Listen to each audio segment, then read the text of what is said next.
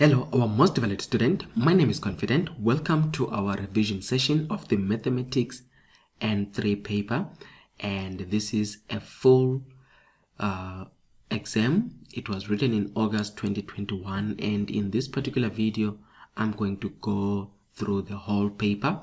And as I go through the whole paper with you, I'm just going to bring some ideas, some strategies, and some concepts which might be of help to you as you prepare for your own final exam. It might be that maybe already you have written this exam and you kind of feel like you were not that very ready. Let this video actually assist you for your next preparation should you not make it. But as I always say, just wait for the final results and then you can take it from there. So in this video, I am going to show you what I would have or how I would have approached this paper if I was writing this final exam. So let us dive straight into the paper.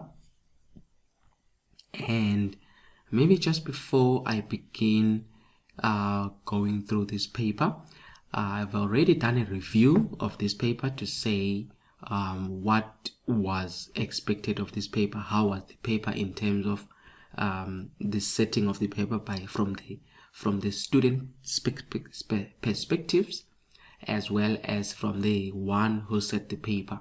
And I just in summary say this paper, in a way, someone took their time in setting this paper. It wasn't just a paper where you can just walk over it. It needed you to be very sensitive to certain questions, and I'm just going to emphasize those questions, and also the concepts and the ideas that I'm using here, just so that you can know how you can get more help should you need help.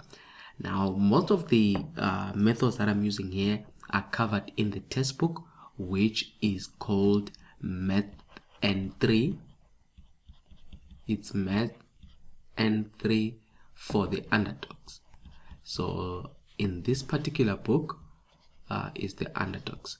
So why did I call it the underdogs? It's because I was at one time an underdog in this subject. It used to affect me in a very, very negative way.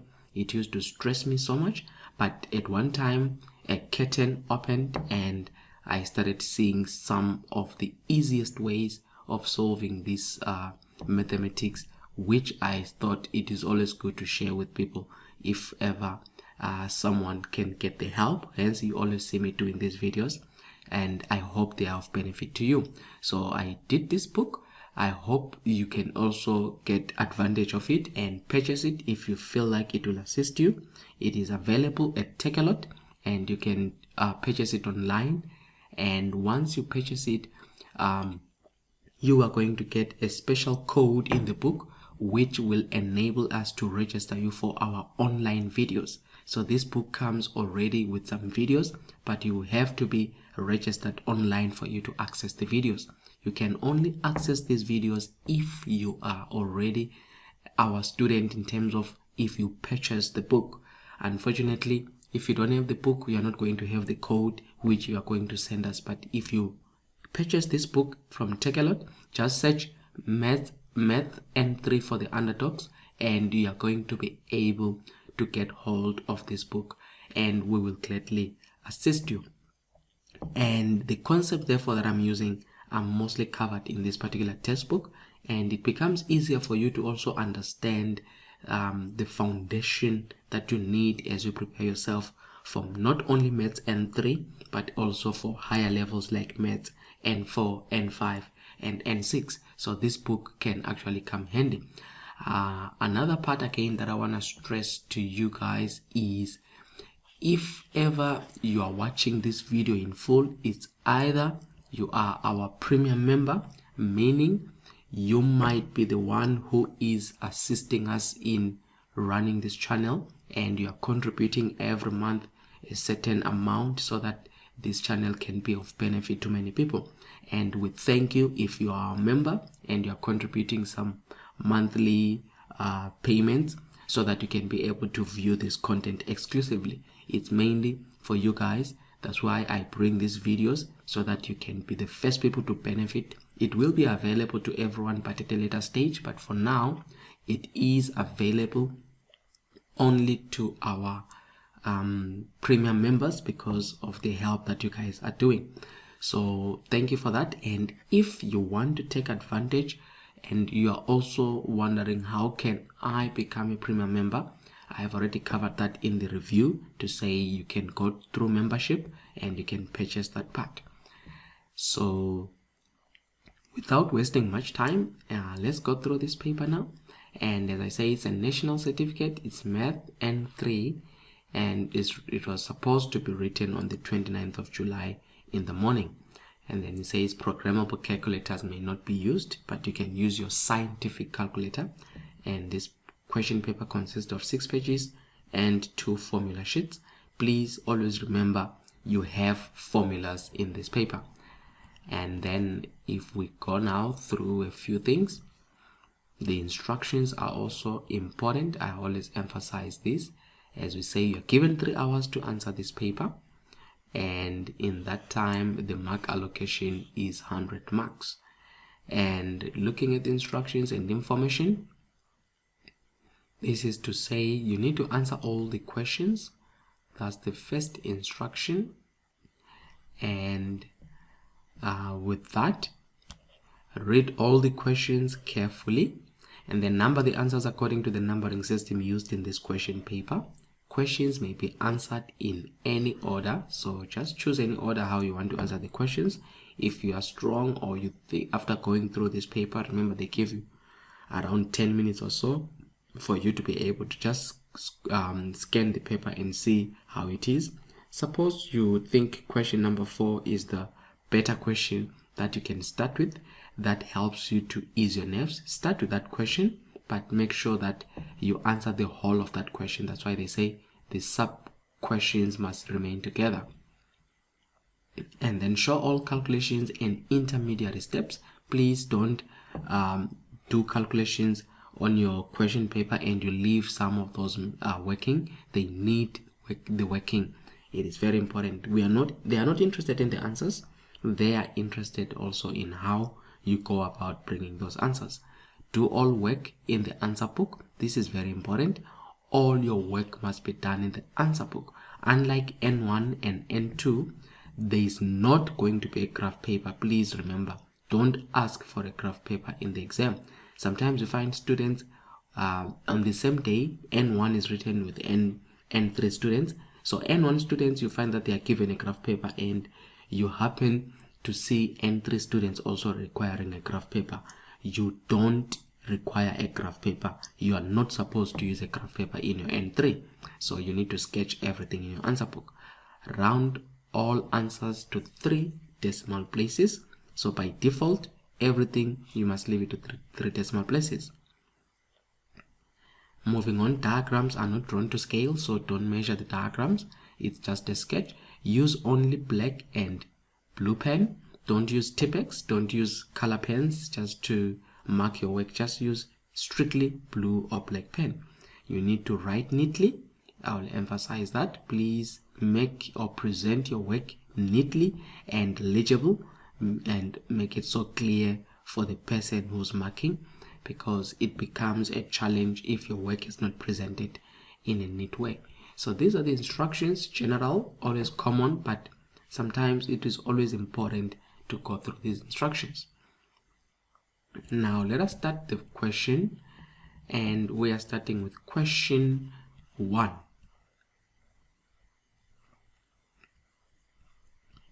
So this is question 1,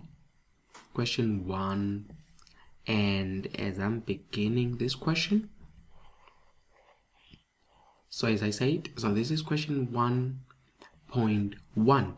So how will you have solved it? So I'm going to kind of factorize as far as possible in prime factors, and this was 4 marks. So let's see how you could have approached this. It's one question, I think, not difficult as such, but it was in a way requiring you to remember what I usually call the K method. So you're supposed to factorize that, and what you're given is 2a minus 1 squared plus 11 a minus 1 minus 6.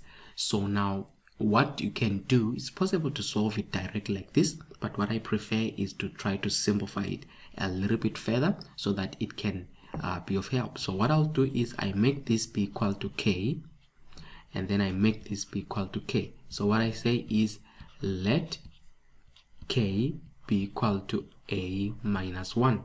When I do that, I will have now 2k squared plus 11k minus 6. Remember that I'm factorizing, so this will be equal to, and when I have done that, I can then use my product sum method. I'm not going to go through that. You can always get that, as I said, in the textbook. So my product sum method here, I'm looking for two numbers which I multiply. I get, which is 2 times negative 6, which is minus 12, and when I add them I get 11. So I'm looking for the factors of 12. In this case is 12 and 1, so it will be 2k squared plus 12k minus k minus 6, which is equal to 2k, and it's k plus 6, and it's minus 1, and it's k plus 6. As I say, I'm just factorizing much quicker. So outside the brackets is 2k minus 1, and in the bracket it's k plus 6. So you see, I've managed to factorize this, but in terms of k. But now remember, I said my k is equal to a minus 1. So when I bring it in, I will have 2.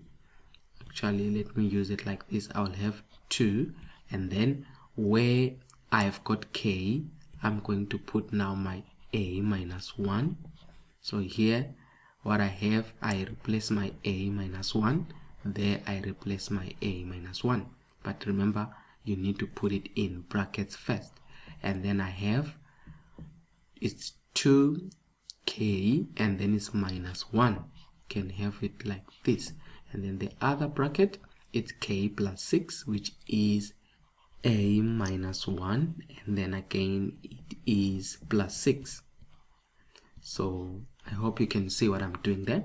And then when we start to simplify, in here you open that bracket so that you will have 2a, and then 2 times minus 1 is minus 2, and then it's minus 1, and then you have still here a minus 1 plus 6. I'll add everything once. So you have 2a minus 1, minus 2 minus 1, which is minus 3, and then I've got a minus 1 plus 6 is plus 5. So this is the factorization, that is the final factorization you'd have done.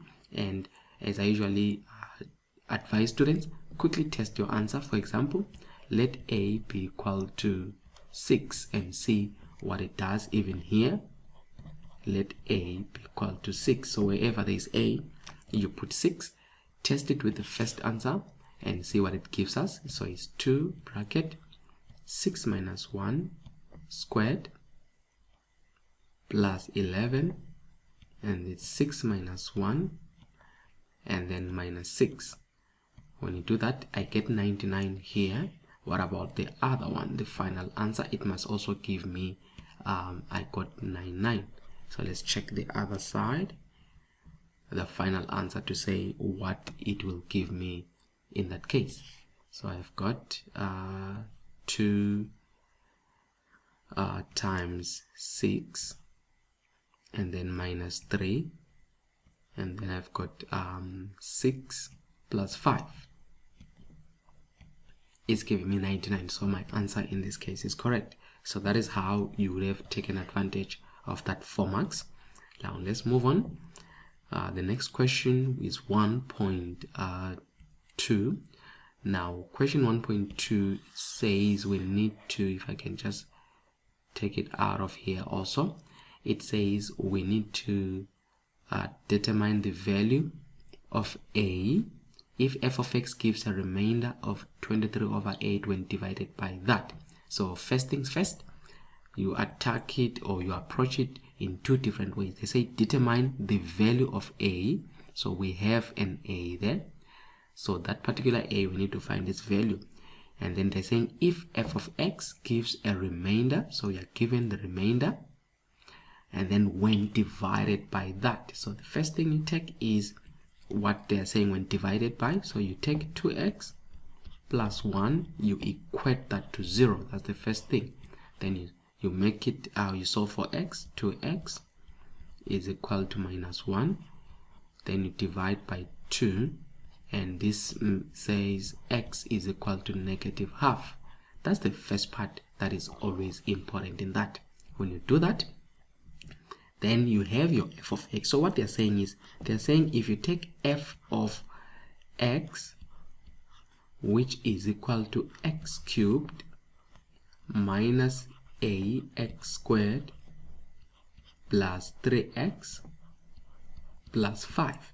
So if you take this f of x and you put f of minus half, meaning where there is x, you put minus half. So what you're going to have is, we are going to have minus 1 over 2 cubed minus a minus 1 over x, which is 1 over 2 as x squared, plus 3 again minus 1 over 2 plus 5.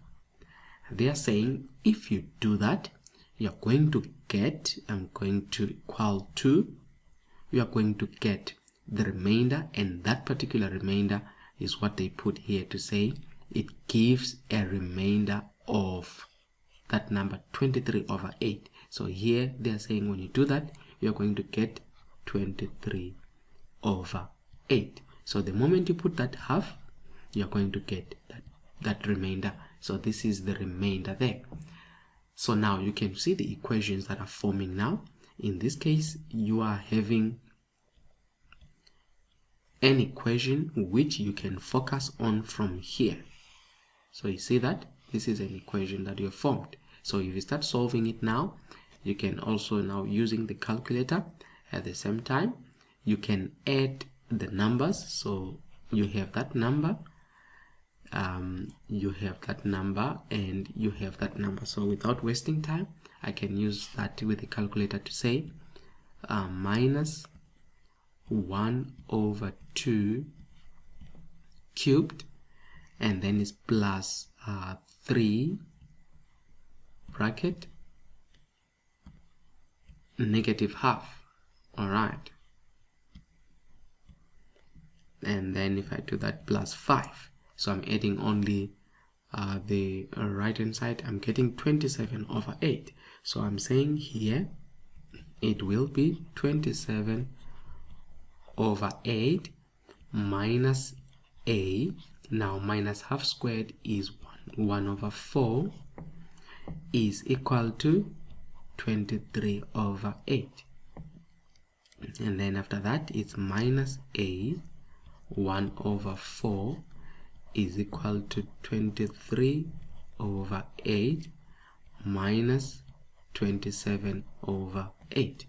I think you can see what I'm doing there. I'm solving for a in this case, which is minus a 1 over 4 is equal to, and we can just simplify 23 over 8 minus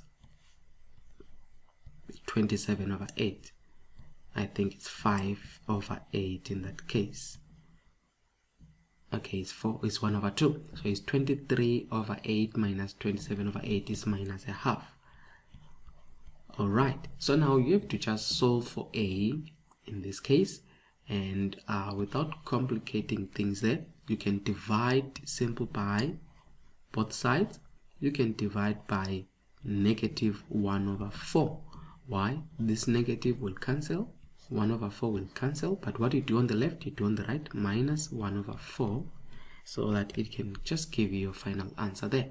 So when you do that, it will be, you just have to be careful now with the way you input your values. So in this case, I said it's minus 1 over 2, see, go down, and then you've got minus again 1 over 4. So there are different ways of solving it, but anything that works for you, it will be fine. So we have now our answer that A is equal to 2. So what we are working on, we're working for A is equal to 2. So when you come back here on the question, they say determine the value of A. So we are saying A is equal to 2. But now you can test it.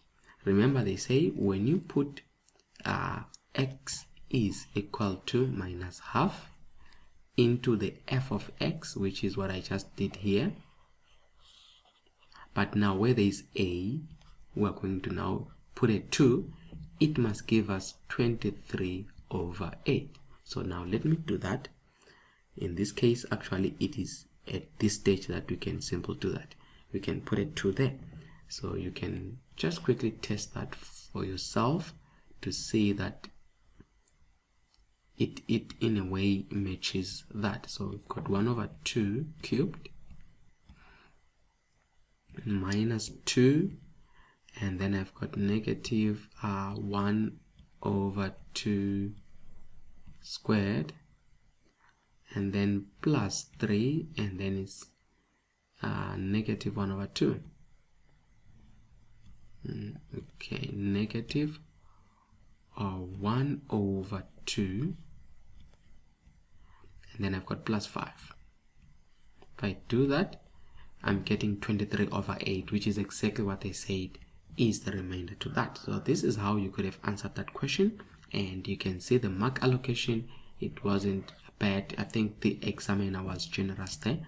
It gives us 5 marks. Alright, let's continue with our part here, and now we are looking at question 1. This is question 1.3. So if we look at that again, if I can just cut this part, and this is now out of 15, so this is the end of question 1 in a way. So let us look at this question. This is one of the questions I think needed you to be a little bit careful because it involves a fraction. They rarely ask this question. It's been some time that they asked this question, but now they brought it back.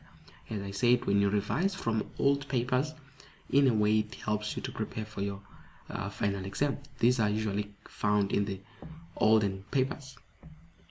Now let's look at this. We are supposed to simplify this fraction. Now this fraction is divided into 3 parts. You have the obvious one here, but there is this part over that part that you need to deal with. So how do we work on it? Let's start with the top. That's what you could have done. So if I'm looking at the top and I'm solving it as a fraction,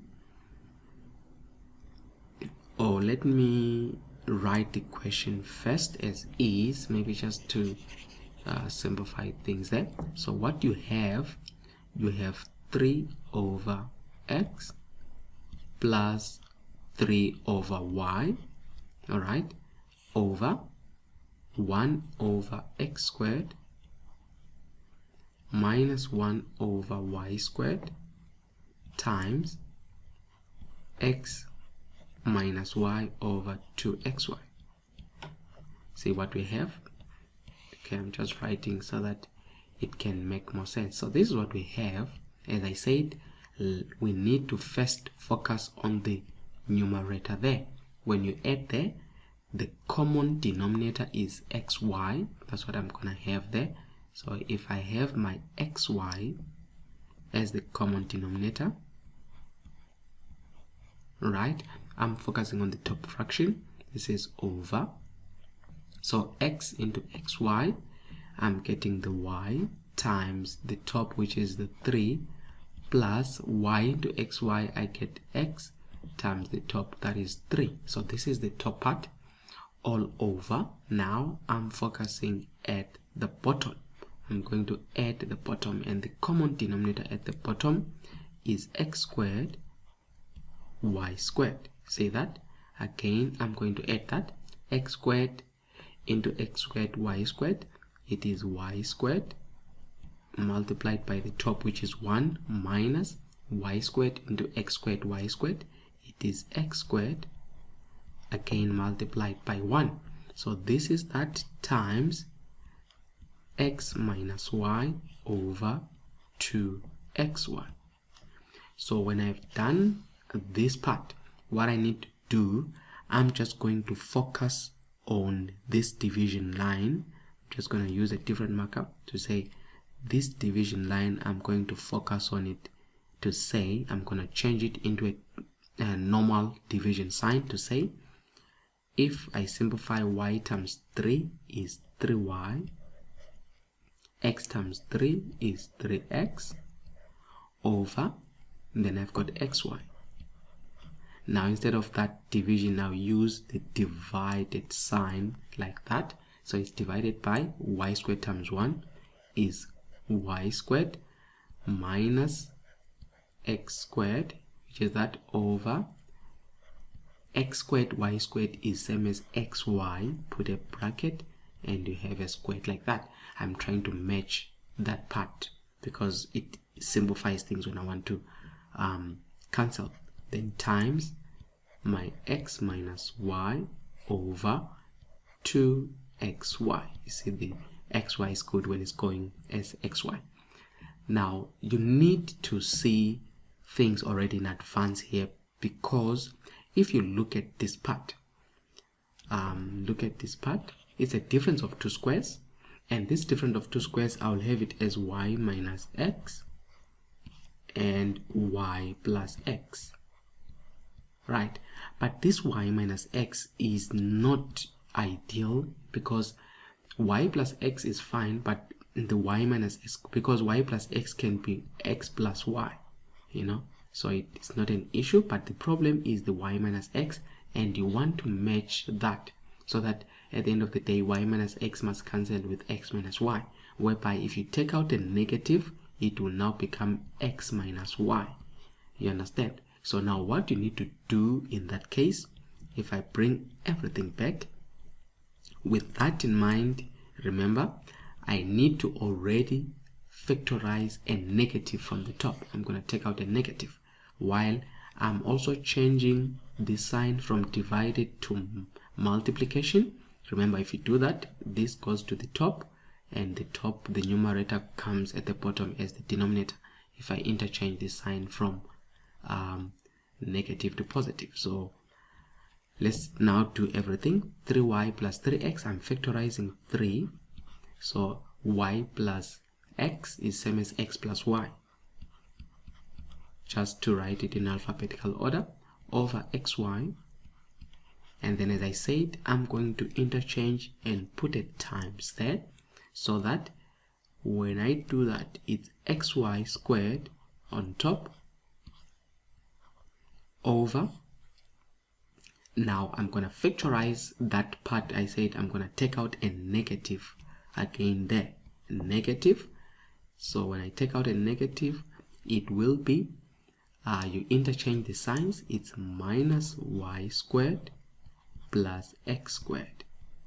You just interchange the signs for now because I took out a negative, times x minus y over 2xy. I think that's the part where they wanted just to be, in a way, bring some confusion to you. And when you do that, we continue now. It's almost done.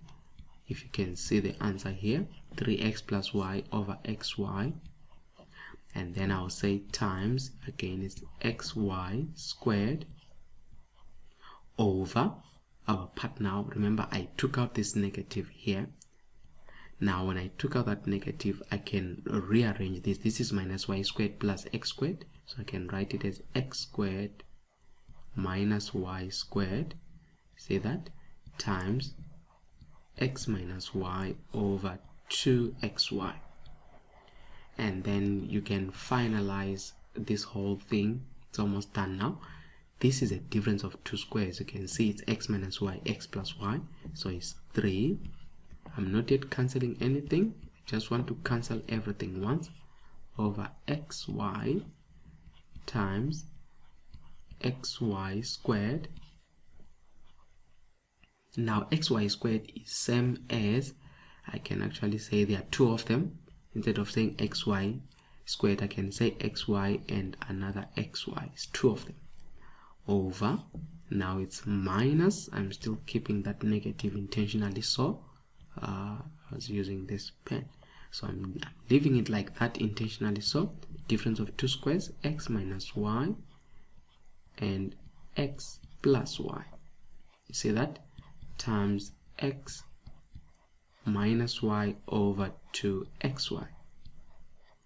So at this stage now I can cancel out anything that is similar. For example, xy will cancel with that, and I have another xy cancelling with that xy. Remember, when you're cancelling, you're getting a 1, you're getting a 1, you're getting a 1, you're getting a 1.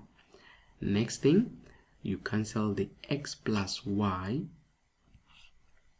and I've got the x plus y. I cancel the x minus y, I cancel the x minus y. Remember, as I said, you are just getting a 1 whenever you do the cancelling.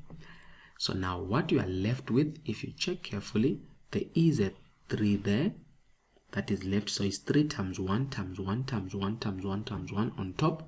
At the bottom, you have a negative there. So it's negative times 1 times 1. And then you have a 2, which is times 2. So the answer that you are getting to finalize this, it is simple equal to, because this was supposed to be equal to negative 3 over 2.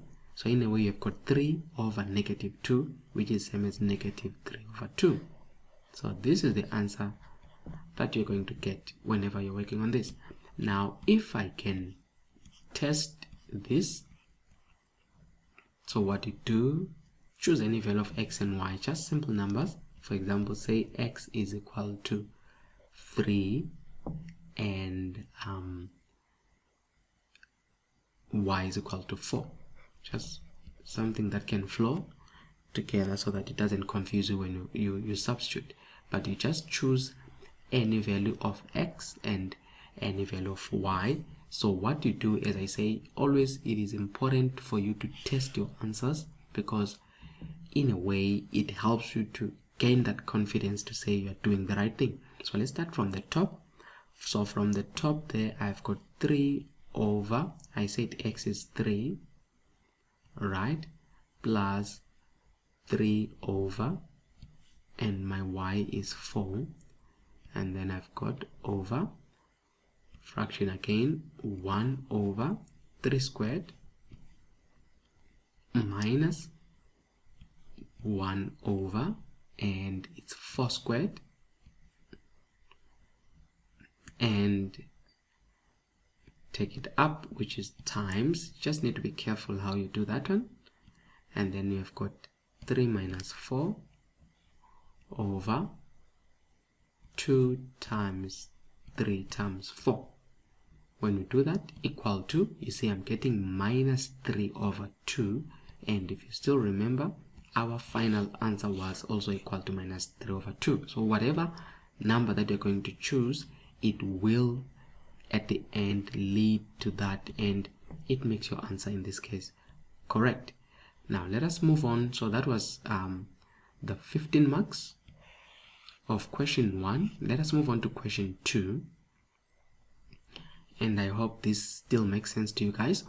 Now looking at question number 2, we are now in question 2.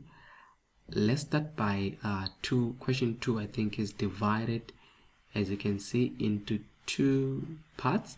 Let's start by looking at the first one, 2.1. I think I can actually, let me take both of them once. Let's look at these two questions, 2.1.1 and 2.1.2, and see where it takes us. Okay, so solve for x. So these are equations. You are solving for x in the following equations, and the first one is 3 marks. You are given 2.1.1, so it's 5 dot 3 to the exponent x plus 3 x plus 1 is equal to 24. I'm supposed to solve that. The first thing I need to do is to focus on splitting that using the laws of exponents. So this is going to be 5 dot 3 exponent x plus 3 to the exponent x. Using the first law is dot 3 to the exponent 1 is equal to 24. So you see how I split that into that. This is the most important part.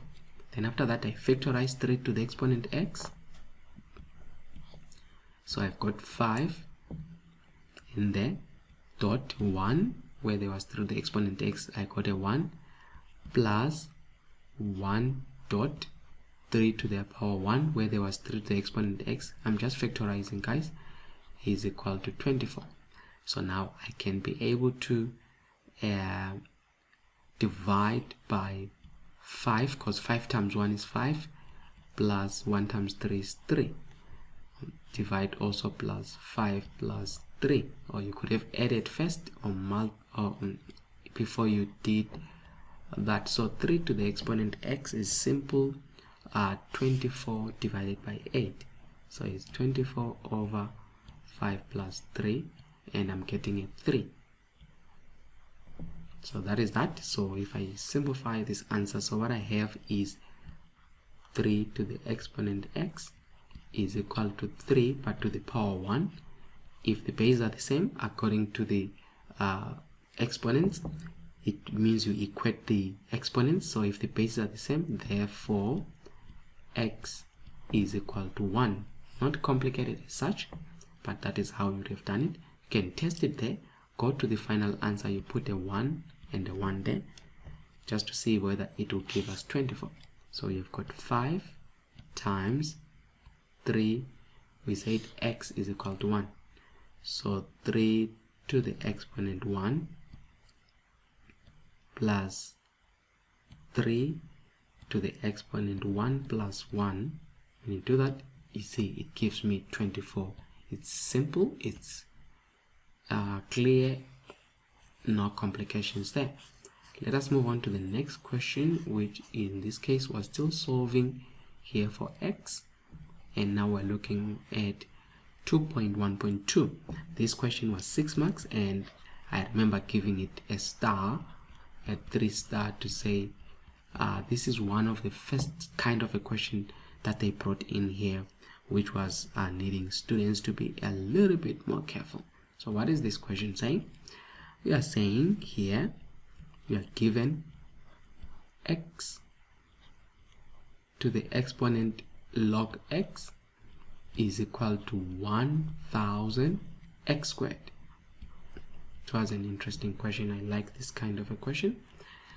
So now you need to solve for x. So what you do, first things first, you can see that it's x to the exponent log. At the same time, you've got 1000 x squared. So anytime you find whatever you need also to solve as an exponent, you can see log as an exponent there. What you do is you introduce logs. Already there is a log, but you introduce logs. So what you do, you just say log, and then you have got x log x is equal to, again, introduce logs on the other side. So it's 1000 x squared. Are you seeing that? You just introduce logs. Actually, here I'm writing it wrong now. It's x to the power. Remember, that is a power log x. Can just disappear like that. Now, you know, whenever you're using the laws of logarithms, what you do is that power, that's why you introduce logs, it is going to drop down, so that you will be having log x, and then you have the log, and then you have got x. So I hope you see what's happening. So I dropped the log x, but we have the original log that we introduced, and then this is equal to, and we have log, and then at 1000, remember, is 10 to the power of 3. On that, it's 10 to the power of 3, and then with that, so it's 1000 x squared. There is a times there, dot. So with it, using the laws of exponents, you say plus log x squared. You get that? So in a way, this log is also the same log that is being distributed now, like that. Because whenever there is a multiplication, you introduce a plus using the laws of logarithms, guys. That's how you were supposed, in a way, to work on it like that. Now, if I can then further simplify, now just having that, so I've got log x.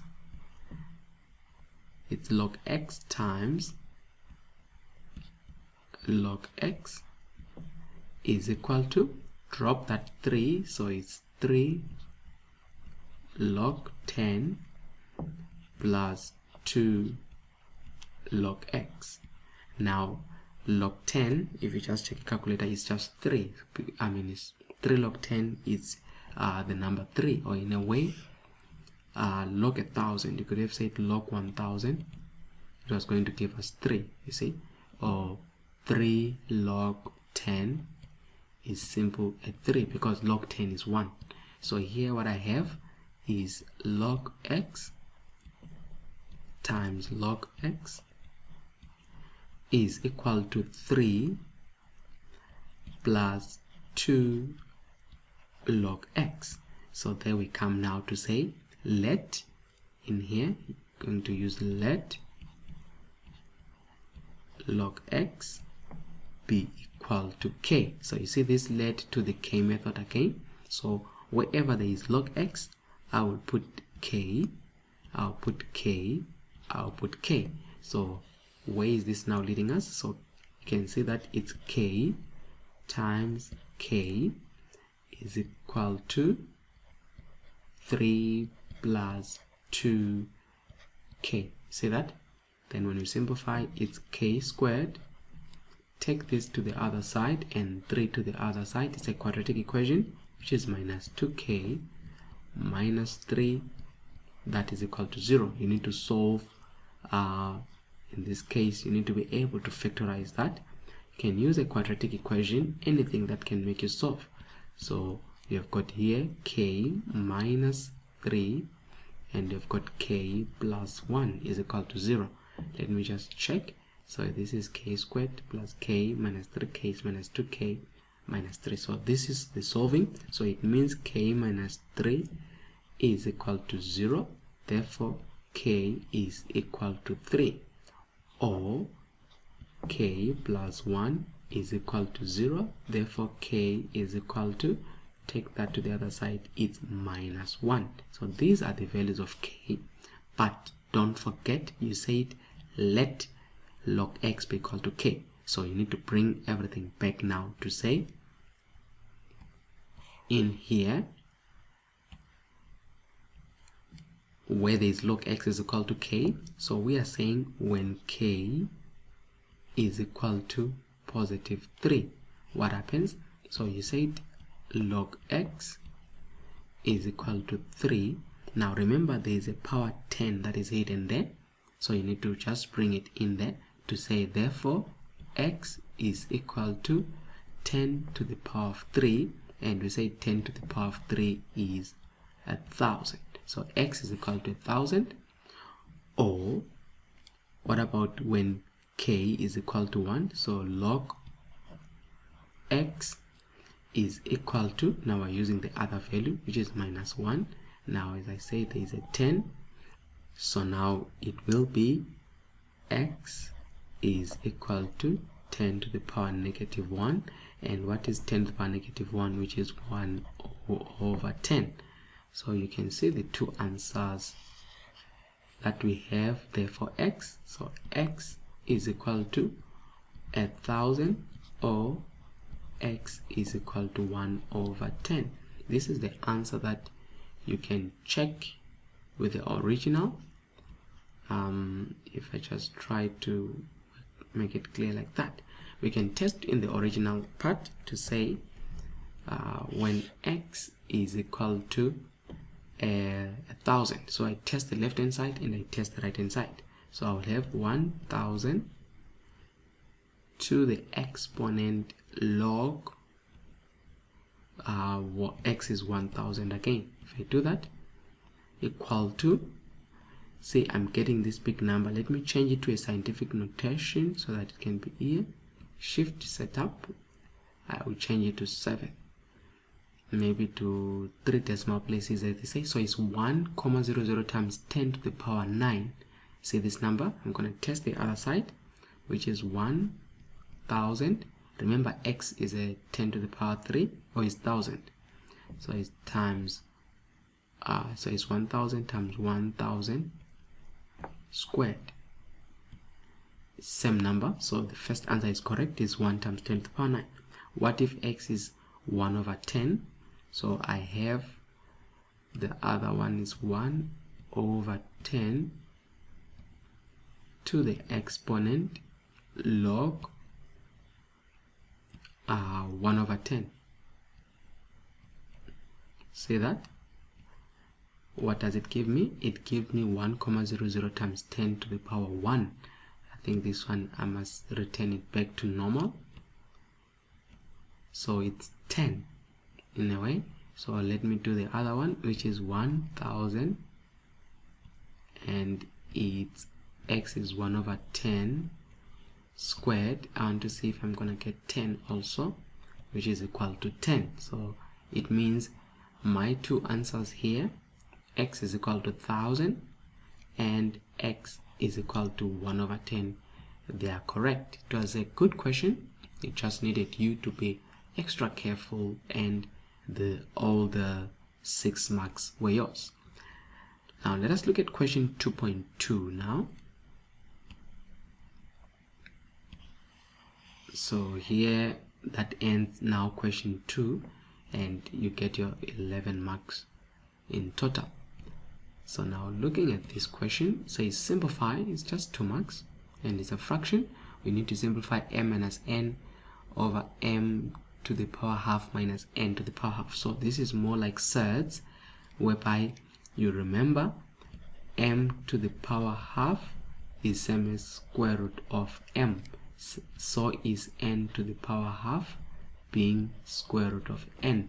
So what you have here, you will have m minus n over square root of m minus square root of n. And then for you to be able to do this, you need to rationalize. That's what they wanted here to say. How do you rationalize? You multiply by the inverse of that, or instead of the negative, or you multiply with positive. So you'll have a bracket which will say m plus square root of n. That's rationalization, square root of m plus square root of n. So that's what they mean when they say rationalize. And then after that, what is important is what you'll have at the bottom. So you'll have at the top m minus n, and then you'll have square root of m plus square root of n over, and then at the bottom you multiply that and that, it will be square root of m, square root of m, and then is that which is plus square root of m, square root of n, and then you do the other one now, which is that which is minus square root of m, square root of n, and that one which is minus square root of n, square root of n. So it's more like we are having that. And with the difference of 2 squares, you know this is more like a difference of 2 squares. Square root of m, square root of n minus square root of n, you that. And remember, a square root times another square root is the number. So square root of m times square root of m, this will simply be m, this will simply be n. So when you simplify, you'll have m minus n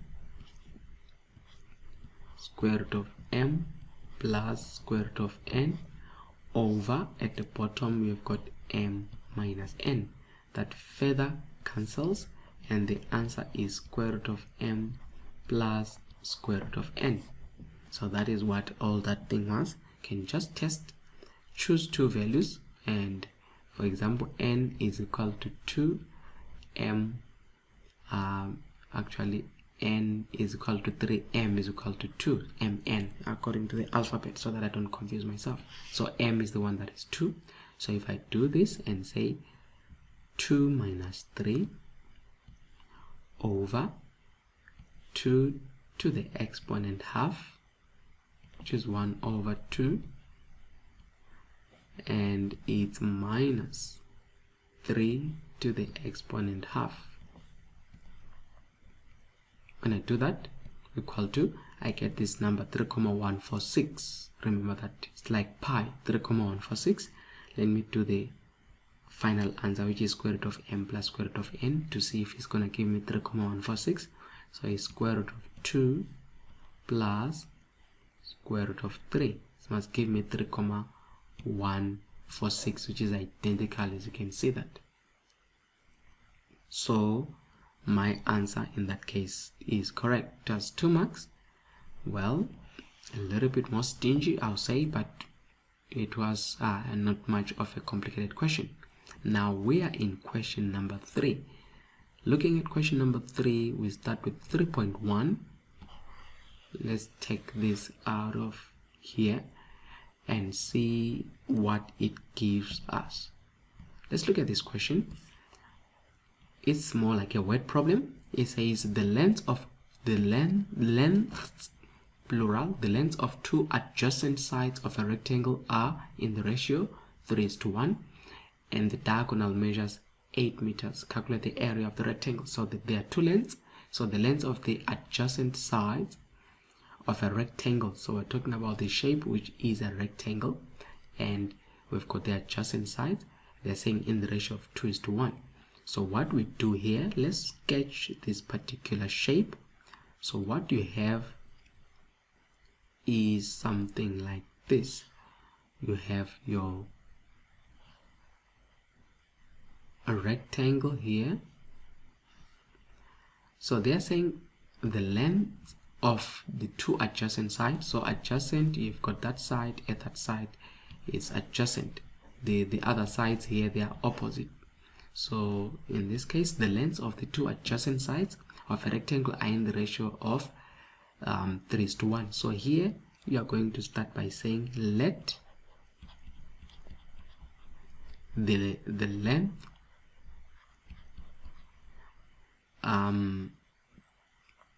we can say, actually, let the width, I'll use the width here, not the length. Let the width be equal to x. Remember, this is, in this case, this is my length and this is my width. So if my width is equal to x, they're saying the ratio is 3:1. So if the width is x here, the other one will be 3 times, which is 3x. So the length there is equal to 3 times the width, which is 3x. And then they talk about the diagonal, which is a line that is like that. They're saying, what about the diagonal? Say the diagonal is 8 meters. So I have here 8 meters. So that's what this whole thing looks like.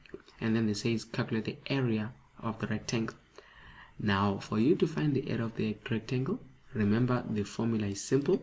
Area A is equal to length times width, which is equal to my length is 3x times my width is x. In a way, the area is 3x squared. But they don't want it in terms of x. It's simple like that. They want the actual area, meaning I have to solve for x. So to be able to solve for x, what I require then is for me at this stage, just to show you this, if I take off this particular shape, this one, okay, let me use this if I take off that and that and that, let's say I have that, and then what I have is the 8 meters, and then here I have L is equal to 3x, and then I have my width, which is equal to x. So that side is x in a way. So if I do that, what I want to show you now is that I can use the theorem of Pythagoras here. Remember, this is 90 degrees, and Pythagoras theorem, what does it say? It says x squared, let me just not waste that space.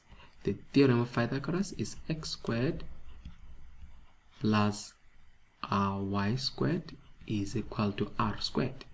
But now I've got my two sides, which is x squared plus bracket 3x squared is equal to the longest side, which is 8 squared. So which is x squared plus 3x squared, 3 times 3 is 9x squared is equal to 64. X squared plus 9x squared, which is 10x squared, is equal to 64. You divide by 10 and you're going to have x squared is equal to 6,4. So that's what we are having here. So how do you find now x? You square root both sides. Square root of x squared is equal to square root of 6,4, and then with that x is equal to, and usually we have a plus or minus, but since we're dealing with length, you only focus on the positive. Yes, we only at the stage, since we're dealing with since we're dealing with the length is always in this case positive, so you just focus on the positive side. So you're going to find actually I don't need to simplify that. I'll say it's square root of 6,4. Then we come back to our area. Remember, we said our area was equal to 3x squared. Then you can say it's 3.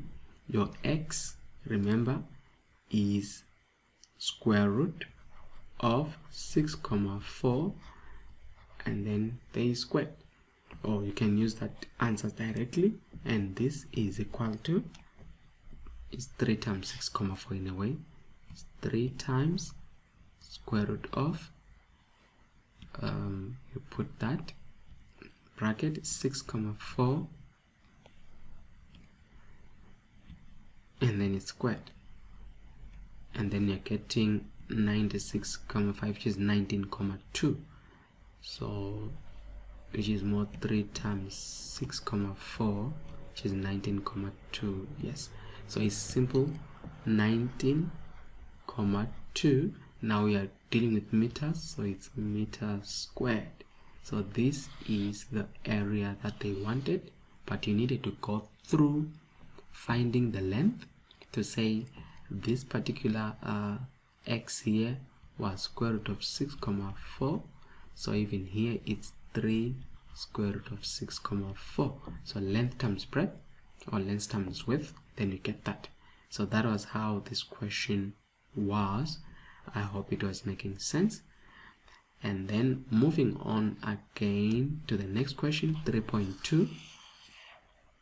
It's 3 marks, and you're supposed to simplify here. Let's look at this question. Alright, so we are given this question which says the number of cubic meters of a gas which can be delivered by a pipe is given by this formula. Then says make D the subject of the formula. So we have D inside there. You can look at that. This there is the D, and you're supposed to make that D subject. So what do? You can make it bigger just to have a clear view of what that D looks like. So I'm gonna write it down to say N is equal to 1 over 100. You've got the D to the power 4 inside there over 5,4L. See that? So that's what we're having, and we need to make D the subject of the formula there. So first things first, get rid of that 100, what do you do to get rid of the 100? You multiply by 100. If I can use a different marker, you just multiply by 100 on the left, you multiply by 100 on the right. So what you have now is 100n is equal to, so that is gone, you have that d to the power 4 over 5,4l. Then the next thing that you need to do is to get rid of this square root, which is squared. What you do on the left, you do on the right. So what you have now is 100n squared is equal to d to the power 4 over 5,4l. Follow up again, you need to get rid of this particular 5,4l, so times 5,4l. You also do the same thing here, times 5,4l. Right? So when you do that, cancel that, so you'll have 1000 n squared times 5,4l is equal to d to the power 4. So when you do that one, it kind of simplifies. How do you get rid of that d there? You can get rid of the d by saying that fourth root and by saying that fourth root. So you'll have therefore fourth root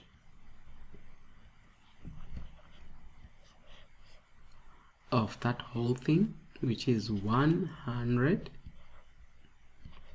n squared times 5,4l. Remember, the aim is just to focus on d, so there is d made the subject of the formula. It's 4 marks. It got a lot of this was the first getting rid of 100, that's number 1. Getting rid of the square root, that was number 2. Getting rid of the fraction in 5,4l, that was number 3. Getting rid of the exponent 4, that is the 4th steps, but the question was 3 marks. But anyway, it was not very complicated in that sense. Let us look at the last question of question 3. And in this particular question, I'm supposed to solve for a, and I'm given that. So I'm given to say here it is 5 plus 3a over 2 minus a is equal to 4a plus 5 over a minus 2. It was a question worth 4 marks. So how do you go about that? So I think the first thing that you needed in a way to deal with was this denominator and that denominator. If you look carefully, you have 2 minus a and a minus 2. When they bring such confusion, you must know that these two are the same. You just need to take out a negative. Let's take out a negative from that. So that is what you always need to have in mind. Match the denominators. So in other ways, rewrite this and say 5 plus 3a over, take out the negative, interchange the signs, it's minus 2 plus a is equal to 4a plus 5 over 2. Continue again. 5, now this negative will go up and affect that positive, so it will become now 5 minus, you see that now, 5 minus, then you've got 3a over, now you've got a minus 2 is equal to 4a plus 5 over a minus 2.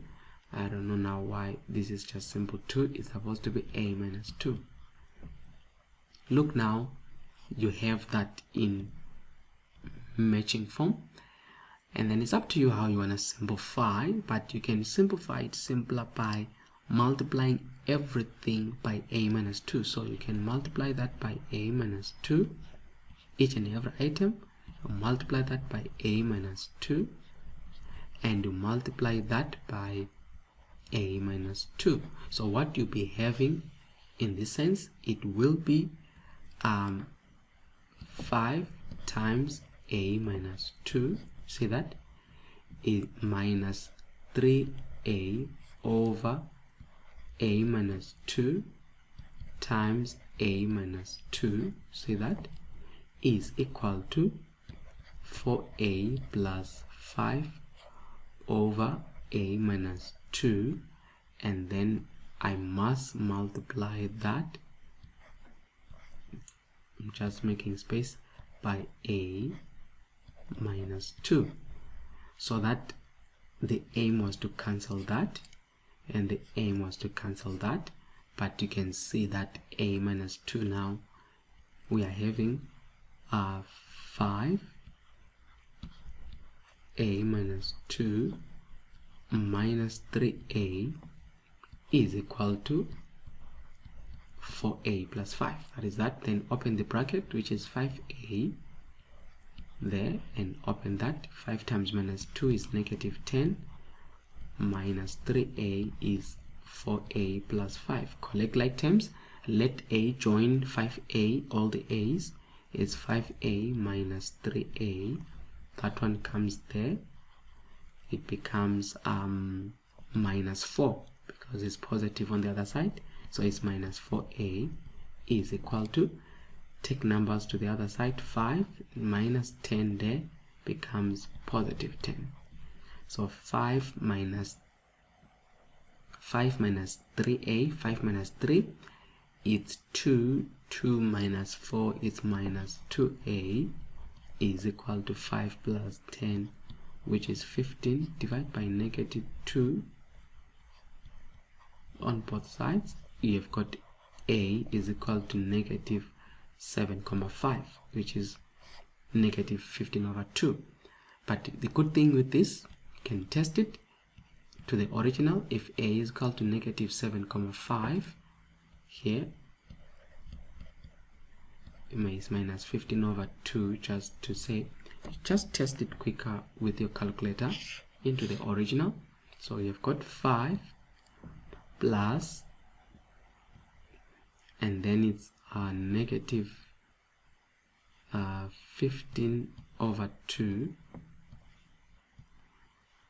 right, and then over 2 minus, and then we've got negative 15 over 2, just have to be careful there, and then I'm getting 80 over 19, so this was 80 over 19, my left hand side. Let's try the right hand side. The right hand side, it's fraction 4 negative 15 over 2, right, plus 5 over negative 15 over 2, and it's minus 2,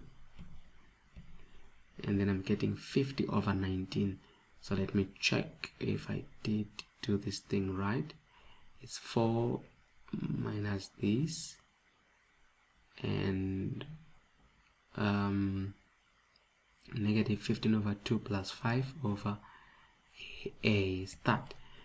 It's not matching, and let me check if I also did the other side correctly. It's 5 plus fraction 3, and then times, I got what, negative a is 15 over 2. Let me just cross check if I did this properly before I check my answer, which is 2 minus negative 15 over 2. I'm getting 50 over 19. I think there was an error, so now it does match. This is 50 over 19 instead, not 80, but it's 50 over 19. Just to check again the other side to ensure that it was in a way 50 over 19. I said 4 negative 15 over 2 and then plus 5, and then I've got negative 15 over 2 minus 2, so it's 50 over 19. So I also have 50 over 19. You can see left hand side equal to right hand side, so my answer for A is correct. So coming here, you can with more confidence know that this is equal to that. So guys, that is how you work towards that. So anyway, this was the whole of question 3, and if I can now move on to question number 4. And question number 4 was dealing with analytical geometry. Now this question, usually it becomes easier to work on it directly from here because I have to rely on the diagram. It says question 4, study figure A below. A is AB and then B. If I can just do that so that we can have a look. So we've got A as that, and B as that, and C as that, and are the vertices of a triangle. So the triangle ABC, AB is parallel, so there is AB is parallel to DF. You can see the parallel lines there, while DXY, there is D, and E, and there is that, and F, there is that, are the midpoints of BC. So that is a midpoint, that is a midpoint of that, and that is a midpoint of that, respectively. Determine the following. So they've given us this information, and now we need to determine the following: the gradient of the line AB. So you see, we are supposed to find the gradient of AB, and remember the formula, gradient, so it's m of A, B. So we have got your A, so A, this is A and that is B, but since we don't know A, we are going to use coordinates of E. So this will become my x1, y1, this will become my x2, y2 coordinates. So gradient is y2 minus y1 over x2 minus x1. So it is equal to, now my y2 is 1 over 2 minus 3. In a way, let me leave like that, over x2, which is 3 over 2 minus 2. So that is the gradient part, and if I use that to say 1 over 2 minus 3 over 3 over 2 minus 2. See that? So the gradient is equal to 1. So this is equal to 1. So in here, m of AB is equal to 1. That is question 4.1. Just leave it like that. I have to keep these answers because most of the time they come back. So this is 2 marks. We've got the gradient at this stage.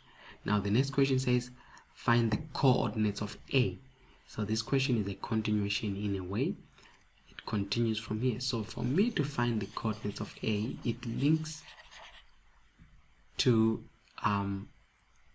what I have. Let me just remove this again. I've got the midpoint, but I've got these 2 coordinates. Now remember the midpoint formula. I go to my formulas, and there is the midpoint formula. So with the midpoint formula that I have, which is this one, you can see it says P for midpoint x1 plus x2 over 2, y1 plus y2 over 2. That's the midpoint formula I'm interested in to use here to say my midpoint of AB, which is more like my P of AB, is equal to x1 plus x2 over 2, and then it's y1 plus y2 over 2. So that is my midpoint. But now look at this. If I was finding the midpoint of AB, so this is my x1 y1, this is my x2 y2. So if I find that, it will be x1 is minus 2 plus a over 2, and y1 is minus 3 plus b over 2. So this is my midpoint. I hope you can see this. But now I know my midpoint. My midpoint is point E, which is 3 over 2 and 1 over 2. So this 3 over 2 and 1 over 2, this represent my x part, and this represent my y part of the midpoint. So what you do, I have to equate now. How do I equate? It is me matching that must match with that, and this must match, they must match this midpoint. So what I'm saying is minus 2 plus a over 2 must be equal to 3 over 2. Then when you solve that, this you can divide. So you have got minus 2 plus a is equal to 3. So you can solve now. Minus 2 join that. So you have got a is equal to 3 plus 2, and a is equal to 5. That's the first part. You have a is 5, and then you do the same thing. On the other side, it's minus 3 plus b over 2 is equal to 1 over 2. Then you do the same. It's minus 3 plus b is equal to 1. Take 3 to the other side. You've got b is equal to 1 plus 3. So b is equal to 4. So the coordinates in terms of AB is 5, 4. So you can see this is in a way like 5, 4. And this was question 4.2. So if I put my answer here for 4.2, so 4.2, the coordinates are 5 and 4. So guys, that is how, you work on it slowly but surely, but it end up taking you towards the final answer there. So that was question 4.2. Let's look at 4.3. So that was 3 marks. Now 4.3 is also 3 marks. The equation of the line segment DF, leave your answer in the form of y is equal to mx plus c. So we're looking for the equation of the line segment DF, the equation of this line DF. So we are here now, the equation of the line DF. Now for me to find how many marks, it's 3 marks. Now the first key things is to notice that DF is parallel. You see, these are parallel. Now since I don't know D, I can find the gradient using the line EB or AB. But what I know about the gradient of parallel lines, I go to my formula here on parallel lines. You see, they share the similar gradient. M1 is equal to M2. So if I can find the gradient of this line EB or AB, I can find the gradient of that. Now actually they did tell me the gradient. I did find the gradient of line AB. The gradient of line AB was equal to 1. So I also know now the gradient of this line. M of this line is also equal to 1. So now how do I find? They say in the form of y is equal to mx plus c. So if I say y is mx plus c, and I know point F is 7, 1, I can use those 2 points to find my equation. I know my m, and I know my y. So this is my y, this is my x. So where there is y, I put 7 is equal to m is 1, x. What am I doing now? I'm mixing things up here. this is my x and that is my y. So when I correct that, I have in here y is mx plus c, y is 1 is equal to m, which is 1x, which is 7, plus c. 1 times 7 is 7. Take it to the other side. 1 minus 7 is equal to c. Therefore, you can see that c is equal to negative 6. So this equation will be y is equal to m, which is 1x minus 6. That is the equation. Or if you wanted to use a different one, you would have used the other formula for the equation of a line, which is this formula. Y minus y1 is equal to mx minus x1. So I could have used it here and say y minus y1 is equal to m x minus x1. I usually prefer the first one. So now I know my f, it will become my x1 y1. So I will have y minus 1 is equal to m, which is 1 x minus 7. So y, take 1 to the other side. 1 times x is equal to x. 1 times 7 is minus 7 plus 1. So y is equal to x minus 6. So you can see the answers are the same, x minus 6. So that is 4.3. It's y is equal to x minus 6. As I said, I'm not removing, I'm writing these answers down. As you can see, one answer might lead to the next answer, which might lead to the next answer. That's how they usually bring this question. Now we're in 4.4. Now the coordinates of D, the midpoint of line BC.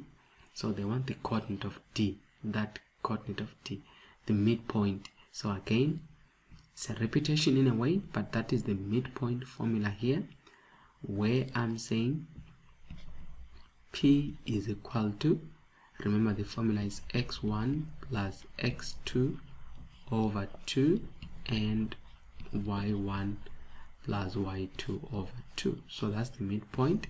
I have this as my x1, y1. Please don't say x1, x2. Some they say y1, y2 like that. So don't confuse that. It's y2, it's x2 and y2. See that? So my P will be equal to x1 is minus 2 plus x2 is 9 over 2. Are you with me? And then y1 is minus 3 plus negative 2 over 2. Then when you simplify that, the midpoint is equal to minus 9 minus 2. I think I can just do that. Minus 2 plus 9, which is 7 over 2 there. And then minus 3 minus 2, which is negative 5 over 2. So there is the midpoint of that. It is 4.4, which is 7 over 2 minus 5 over 2. If I'm not making errors with my calculations, that in terms of adding and subtracting, that will be that. Now looking at 4.5, the question says the length of line segment DF. So now it relies on your, if you make an error on your D, unfortunately even your F will be wrong. But sometimes they do the positive marking, where they mark you wrong for this D, for these coordinates, but the next question they can still mark you correct. Now the length of a segment in our formulas, you are looking now at distance DF. You can see that there is the distance to say square root of x2 minus x1 squared plus y2 minus y1 squared. You must know these formulas.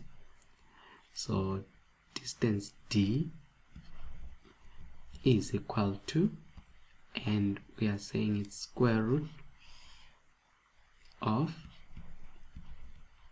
x2 minus x1 squared plus y2 minus y1 squared. We know now our d, remember, it's 7 over 2 minus 5 over 2. So this becomes my x1, y1, my x2, y2. So I'm going to have now my d becoming square root of my x2 is 7 minus 7 over 2 squared plus y2 1 minus 5 over 2 squared, then to give us the distance. And then as I calculate that, to rely on the calculator there, so it is 7 minus 7 over 2. Guys, that's squared. Just have to be careful here, that's all that it needs. 1 minus 5 over 2, close that square. Just requires you to be more sensitive.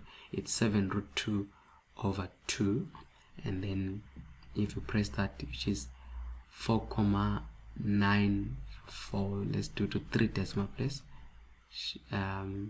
shift, and then it says 6 to 3.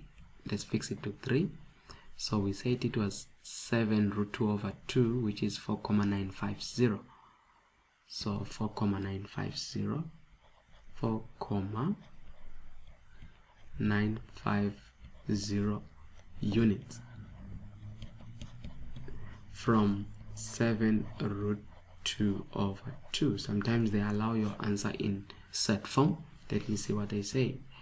They didn't specify, so I leave it in 3 decimal places as they said.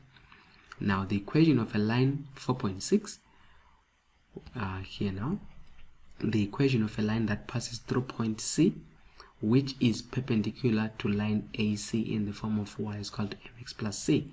So the equation of a line that passes through point C but perpendicular. Now the moment they talk of perpendicular, what must come in your mind is the last question. It wanted all these formulas. Think of it, I'm using almost all the formulas now.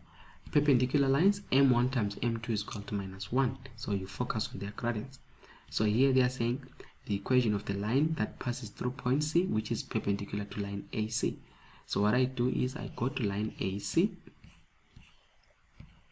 which is AC. So this line AC, I need to find the gradient of that line AC. And after finding the gradient of the line AC, and then they say that it passes through point C but perpendicular to line AC. So I need to find the gradient of this line using the same y. This is m of FC, which is the same as gradient of AC, because I don't want to use my wrong, in case I made an error in my AB. So I'm going to use FC that is given there, just to ensure that I don't make errors. So this is x1, y1, x2, y2. So remember, gradient is y2, which is minus 2 minus y1, over x2, which is 9 minus 7. So gradient of AB, which is FC in a way, doesn't matter how you write it, it is equal to, in this case it's minus 2 minus 1 over 9 minus 7, which is negative 3 over 2. And remember what we said, gradient of perpendicular lines, m1 times m2, it must give us minus 1, because they did mention, they said here, the equation of a line that passes through point C, which is perpendicular to line AC. So it's perpendicular to line AC, so that is why I'm using that formula. And then I know the first m1 is minus 3 over 2. Now I want the gradient of the perpendicular line, it's minus 1. Then when I do that, multiply by 2 over 3 the negative times 2 over 3 the negative, or divide by that. So m2 is equal to, it's either I multiply or divide. You can see that is, if I do that, is equal to 2 over 3. So m is 2 over 3. So now to find the equation, remember it's y is equal to mx plus c. So I have my m as 2 over 3. I have my point c as 9 minus 2. So the equation of a line then becomes easier to say this is my x, this is my y. So it's minus 2 is equal to 2 over 3, which is my m, and x is 9 plus c.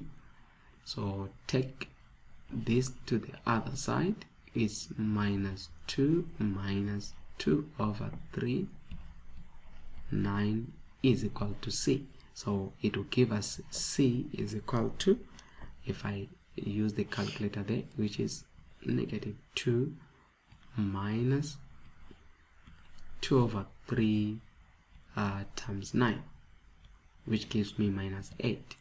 So c is negative 8. Now the equation of the line, therefore, it becomes y is equal to 2 over 3x minus 8, because they say in the form of y is equal to mx plus c. So that is 4.5, which is y is equal to 2 over 3x minus 8. So that was the question. 4.5, I mean 4.6. I removed that length. I forgot to write the length. 4.5. Okay, it's fine. I hope it's not going to be needed. Last one, 4.7. The size of angle theta, which is the line which is between line AC and the x-axis. The size of the angle theta. Let me go and check. There is that part, but I can erase this solo and focus now on theta there. So they are saying the size of the segment theta, which is the angle, what did they say? The size of the line segment theta, which is the line AC and the x-axis. But now if I need to go back a bit here, because I'm interested in the gradient. So I'm interested in part of that answer. So for now, I'm interested in this part because it is going to be needed. The gradient of AC. I don't know why I was writing AB there. It's supposed to be AC here. The gradient of AC. So the gradient, we have the gradient of AC. Now for me to find that angle theta, you need to use the formula, and this is interesting in the sense that the question required the use of all these formulas. There is the formula for angle of inclination. Theta is arctan m. So if I write that to say that angle is equal to arctan m, but you can see that theta is going to be obtuse. So the first thing is I'm going to get my reference angle. So my reference angle will be equal to arctan m, but that m now I'm going to write, remember my m here is minus 3 over 2. For the reference angle, I just write the positive one. Don't write the negative, just write the positive to get the reference angle. So what I will then have is my arctan 3 over 2. Please don't write the negative one, write only the positive to get the reference angle, which is 56, if I round off to 3 decimal places here, it's 56,310. So it's 56,310. Then I need to find my actual theta. So theta there is equal to 180 degrees. Subtract that 56 reference angle, comma 310. Then it will give you the answer. That is how it's done. So 108 to get the obtuse, because you can see that it's bigger than 90 degrees. 123,69. In a way, it's 123,69 to 3 decimal places. It's 690. So that particular angle theta there is the one which is 123,690 in degrees.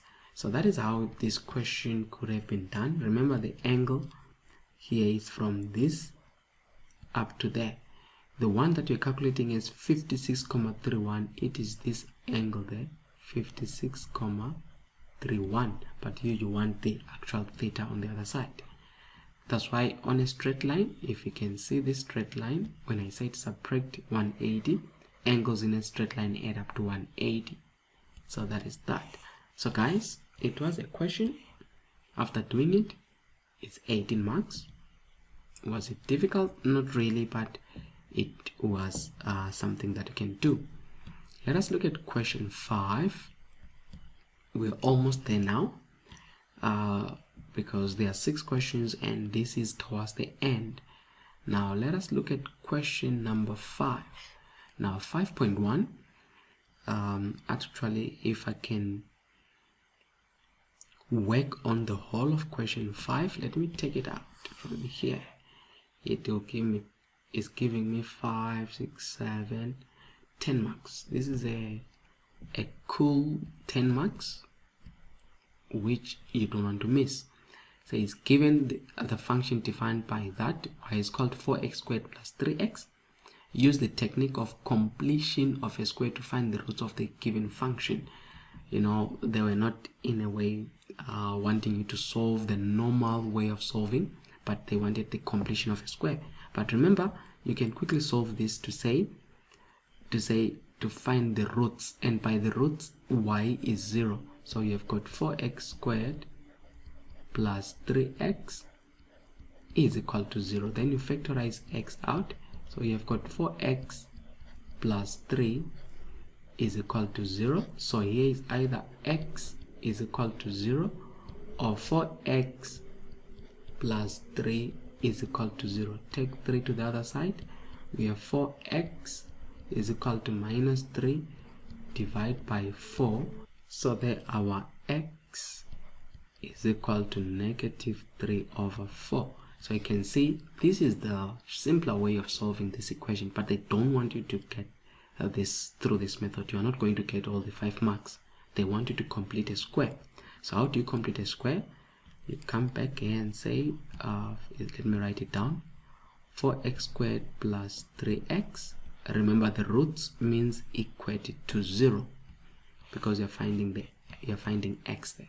So if you equate that to 0, to complete a square, first things, the coefficient of x squared must be 1. So you're saying 4x squared divided by 4 plus 3x over 4 is equal to 0 over 4. It must be 1. There must be 1x squared there, which is x squared plus 3 over 4x is equal to 0. When you've done that, you have prepared it for completion of a square. So how do you complete the square? It's x squared plus 3 over 4x plus, then I'm going to use that part of completing a square. It's half the coefficient of x. This is the coefficient of x. So half of that number. So it's half of 3 over 4. Just write it like that, squared. You see that? Then what you do on the left, you do on the right is equal to 0 plus, do the same thing, 1 over 2 times 3 over 4 squared. Then when you continue, you simplify it now to say x squared plus 3 over 4x plus, then you find out what is this part when it's simplified using the calculator. So you'll be having, in this case, it's half, it's 1/2 times 3/4. Don't remove the square part, leave the square, just multiply what is inside. It's 3/8. So you have got in this particular case 3/8 squared, so leave it like that, which is equal to, you can simplify the other side, but you can still leave it like that as 3/8 squared, like that. Then finally you are now writing the completed square, which this bracket, you can see the square and the square there, so you have that there. Then inside is that and that, so what you're going to have is x plus 3/8. See, that is equal to, you still have that 3/8 squared. Then it's a matter of finally getting the answer now to say square root both sides, square root both sides. Don't forget, on the other side it's plus or minus, so it's x plus 3/8 is equal to plus or minus 3/8.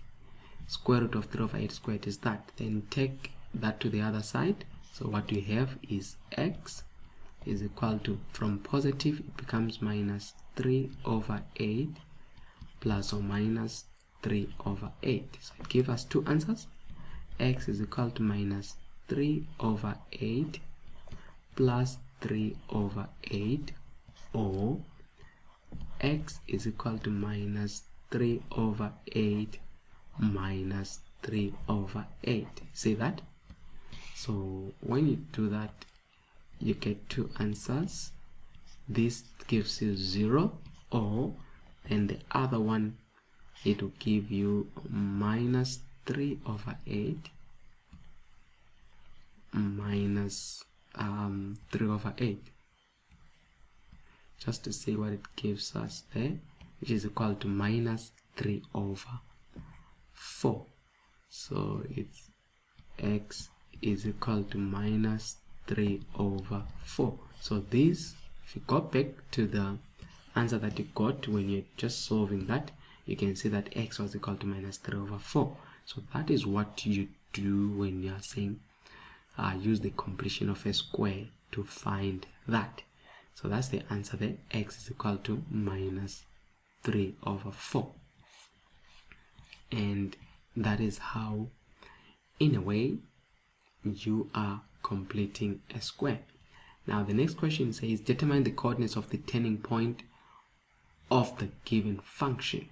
So in a way you can find, let me just call that 5 point, so this is 5.1,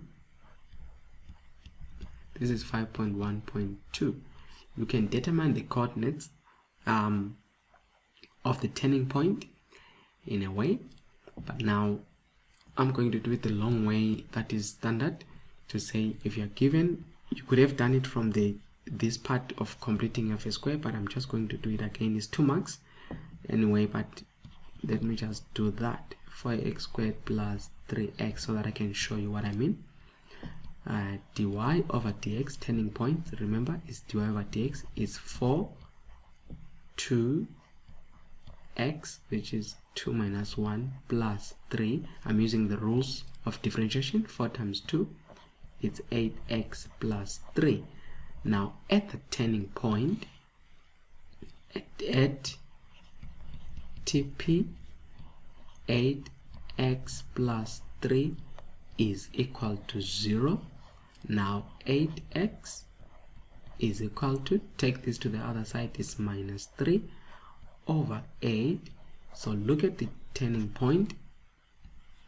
The turning point is x is equal to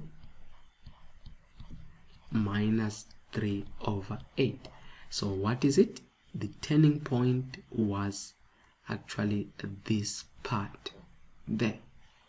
So x is equal to the negative of that. So it's x plus, you can say x squared plus, or it is that part in a simpler way. Let me come here. It is this part. So x plus that is equal to 0. So you take it to the other side. So you could have just used that, and then now take the values of that, put it in the y value. So remember, it's y squared, so it will be, in this case, y is equal to 4 minus 3 over 8 plus 3 minus 3 over 8. See that? So that I can then substitute the y values, because they said coordinates of the turning point. So my y values, if I'm using the calculator, there is gonna be 4 into negative 3 over 8 plus 3 into negative 3 over 8. I think it's squared. It must be squared here, otherwise everything will be wrong. So like that. So the coordinates is minus 9 over 16. So it's minus 9 over 16. So in that part, this is my y values. So the question here was determine the coordinates of the turning point. So the coordinates of the turning point, x is minus 3 over 8. In this question, it's minus 3 over 8. And then the y values is the one that I got as minus 9 over 16. So that is that 5.1.2. 5.1.3 says draw the graph of the given function in your answer book. Show all the values at the point of intersections with the system of axes and the coordinates of the turning point. So it was just 3 marks, so you didn't need to focus too much on it. It's a sketch. So what you do, you are just going to come up with let me use this. So you are just sketching this thing. So you have got your y. It's very important to do that. You have got your x. Now a few things for us to be able to plot this. Remember, the x-intercept, x is equal to 0, y is equal to 0. Now you can actually do a y-intercept. Remember, this thing is y is equal to, the equation is 4x squared plus 3x. 4x squared plus 3x. Let's find the y-intercept. So when x is equal to 0, y is equal to 4 0 squared plus 3 0, which is equal to 0. So the y-intercept is 0 0. Now the x-intercept, when x is 0, we have got coordinates 0 0, and then on this one we've got coordinates minus 4 over 3, y is 0. So these are all the coordinates, and then we also got the coordinates that I can bring in here. For x, it was minus 3 over 8 turning point minus 9 over 16, if you still remember TP, which we took from this part, minus 3 over 8 minus 16. So with that, I can plot this point to say here is my 0 0, and the other one is negative 3 over 4. So I can make this another point, which is minus 3 over 4. This is 0. Now my turning point, I just want to show you this.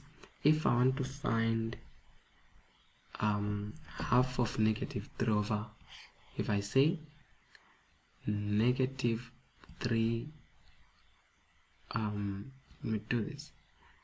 negative 3 over 4, right, equal to, then that answer I divided by 2 is minus 3 over 8, so it's half. So you can see that this part here is minus 3 over 8. Now I can come here and say this one is minus 9 over 16. See that? Why am I doing that? So that at this stage I can have my TP there, which is minus 3 over 8 minus 9 over 16. That is my turning point. And this graph can simply then become like this.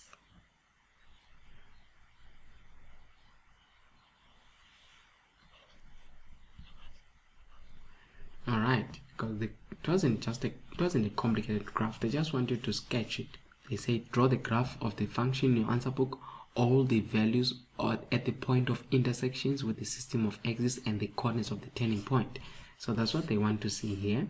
They want to see, in this case, you showed this part. These are the intercepts of the axis, and then you showed the turning points. 3 marks. That's all mainly that was measured in that question. And that was that part.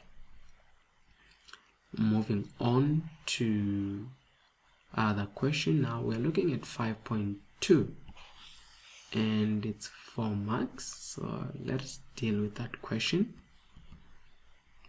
And this question says determine dy over dx of the function that by making use of the rules of differentiation, the final answer must be with positive exponents and in set form where applicable.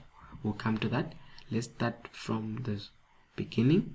We are given y is equal to minus 2 over x minus 2 root x. So first of all, we need to first put this in the right format, because you can't differentiate a fraction at this stage, so you need to take it to the top using laws of exponents.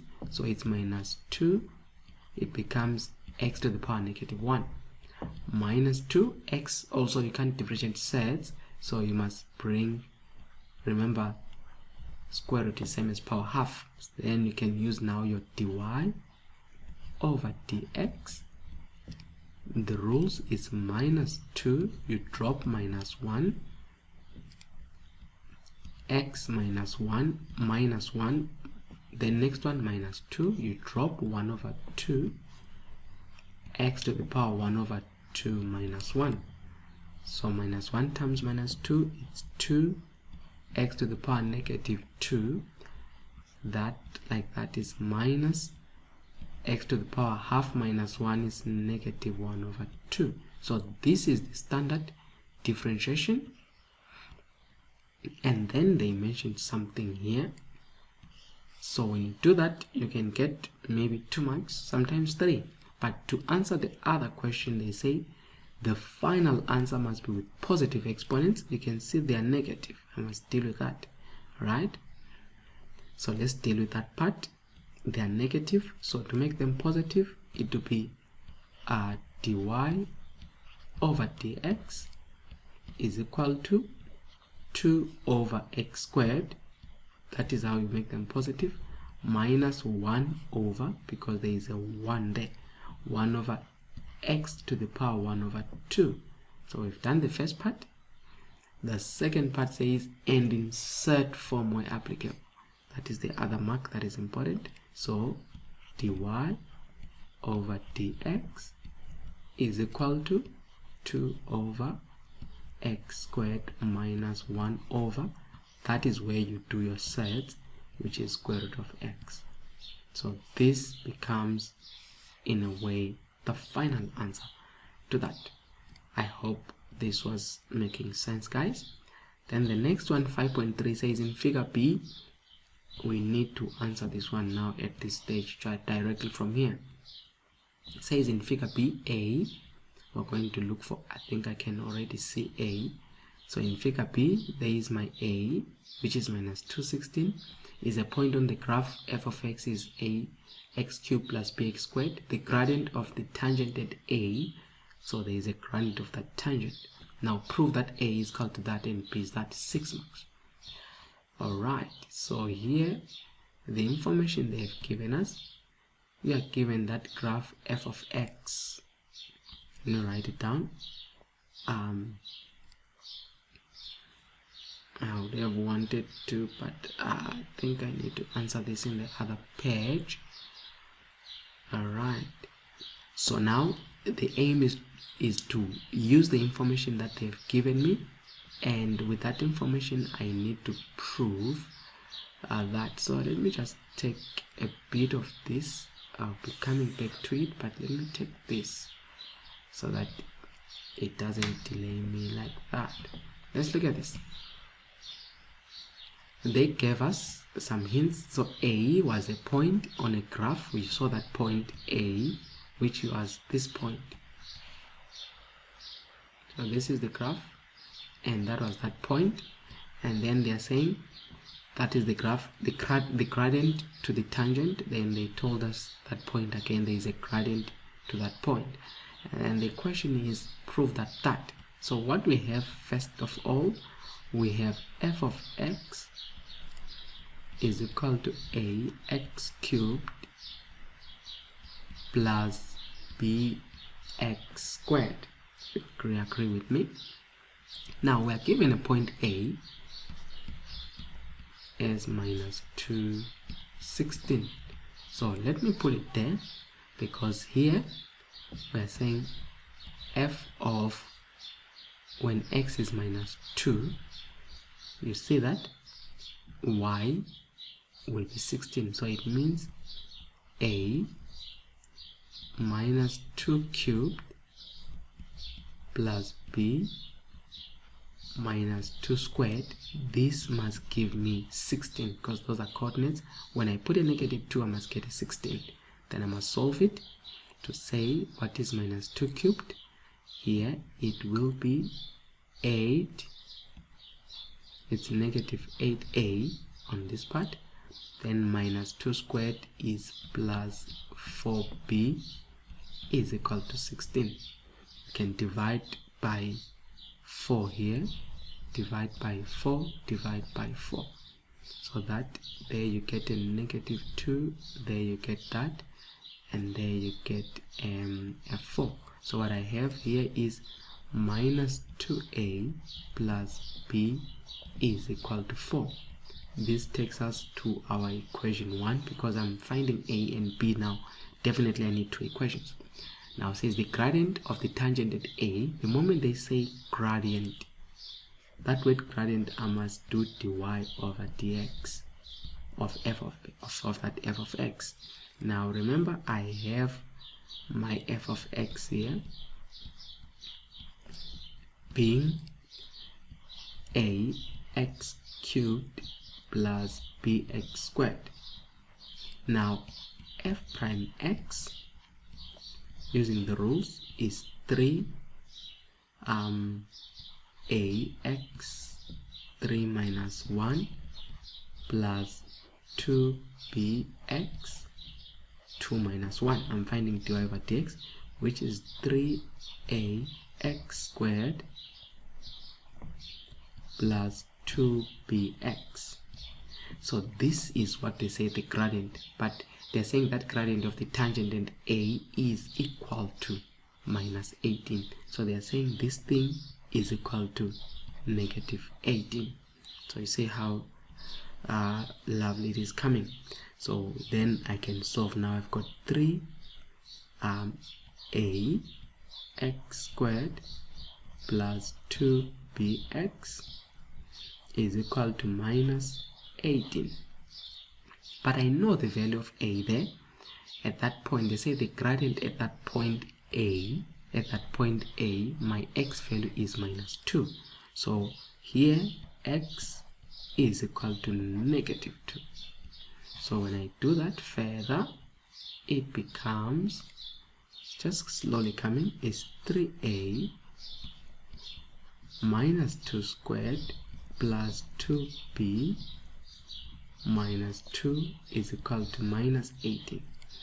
Now this is 3 minus 2 squared is 4a plus 2 minus 2b is equal to minus 18 now. So 3 times 4, it gives me 12a minus 4b is equal to negative 18.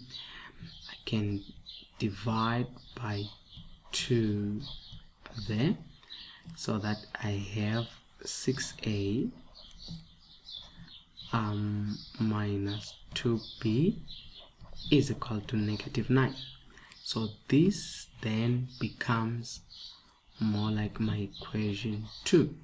So I've got two equations. The other one is 6a minus 2b is equal to minus 9. So now I have to solve here. So I can go to equation 1, make b the subject. In other words, take that to come with equation 3, so that I get b is equal to 4 plus 2a.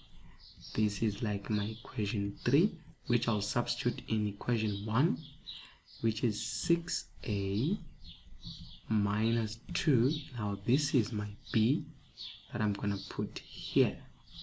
So it will be 4 plus 2a is equal to minus 9. So 6a, open the bracket there.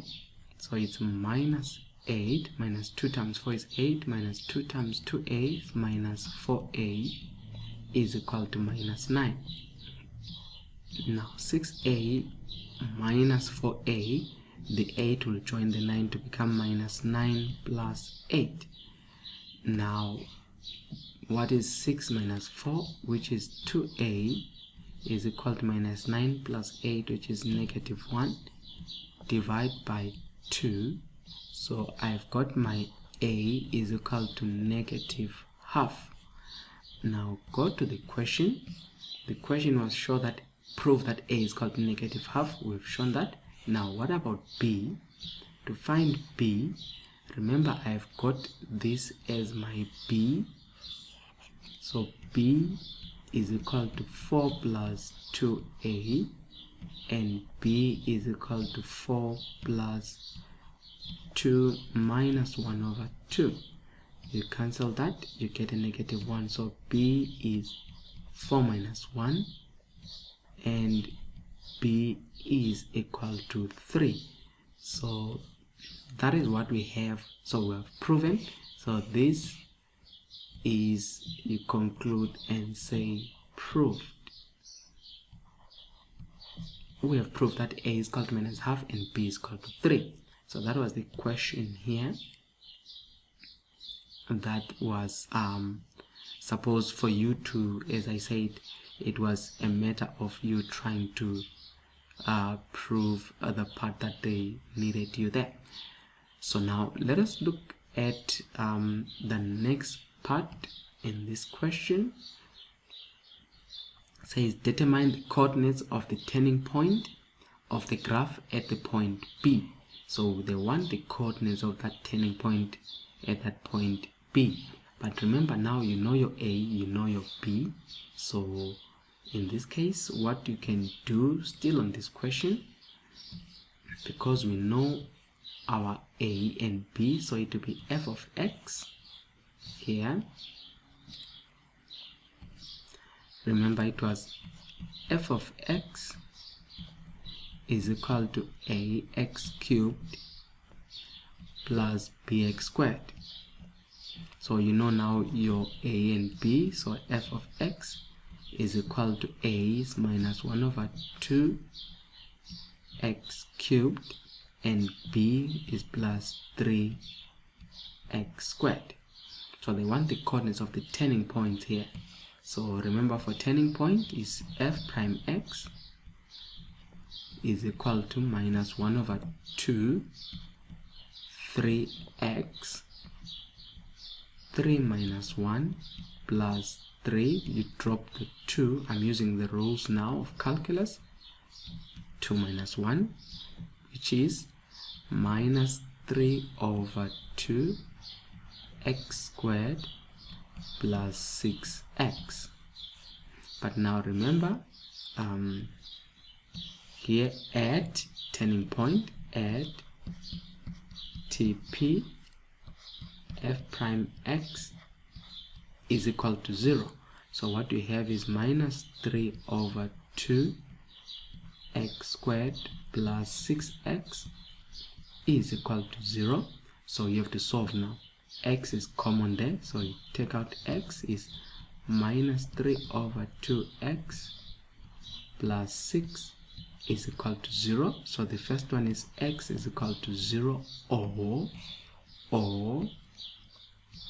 minus 3 over 2x plus 6 is equal to 0. Take 6 to the other side. Minus 3 over 2x is equal to negative 6. So you multiply by 2 over 3, but together with the negative, times 2 over 3 together with the negative. So that the negative gone, the 3 and the 2, or you can just divide by minus 3 over 2. And then when you do that, you have got 3 there, it's 2. X is equal to 4. You can, as I said, use the part where you divide, say minus 6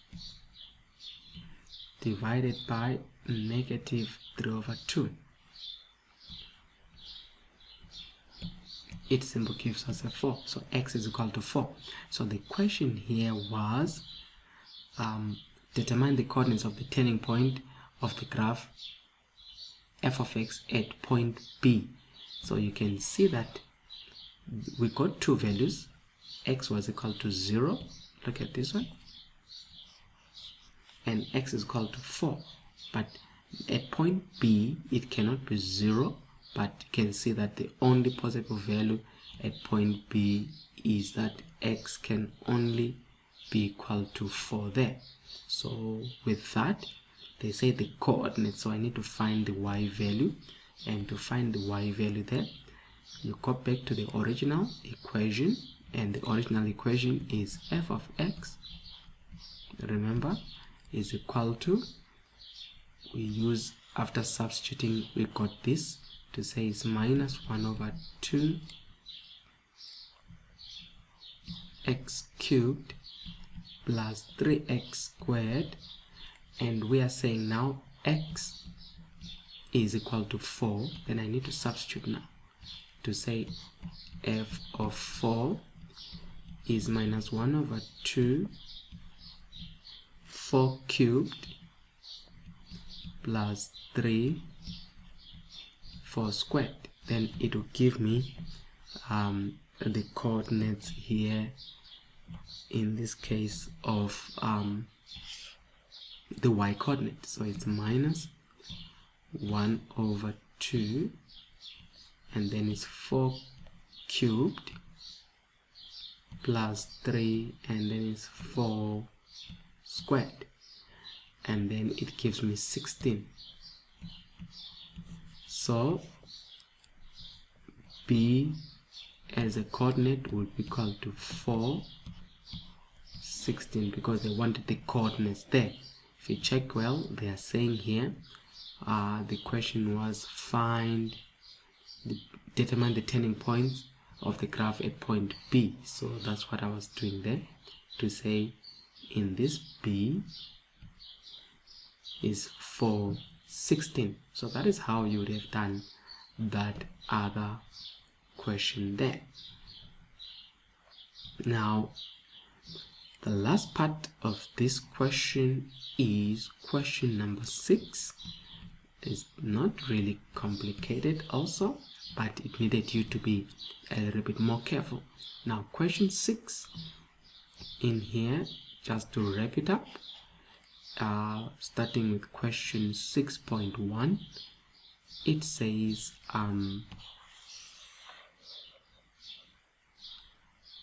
in here, make use of trig identities to prove that is that. So we've got sec squared x times cot squared minus 1 is equal to cot squared x. So first things first is to convert Let me write it down. So we are given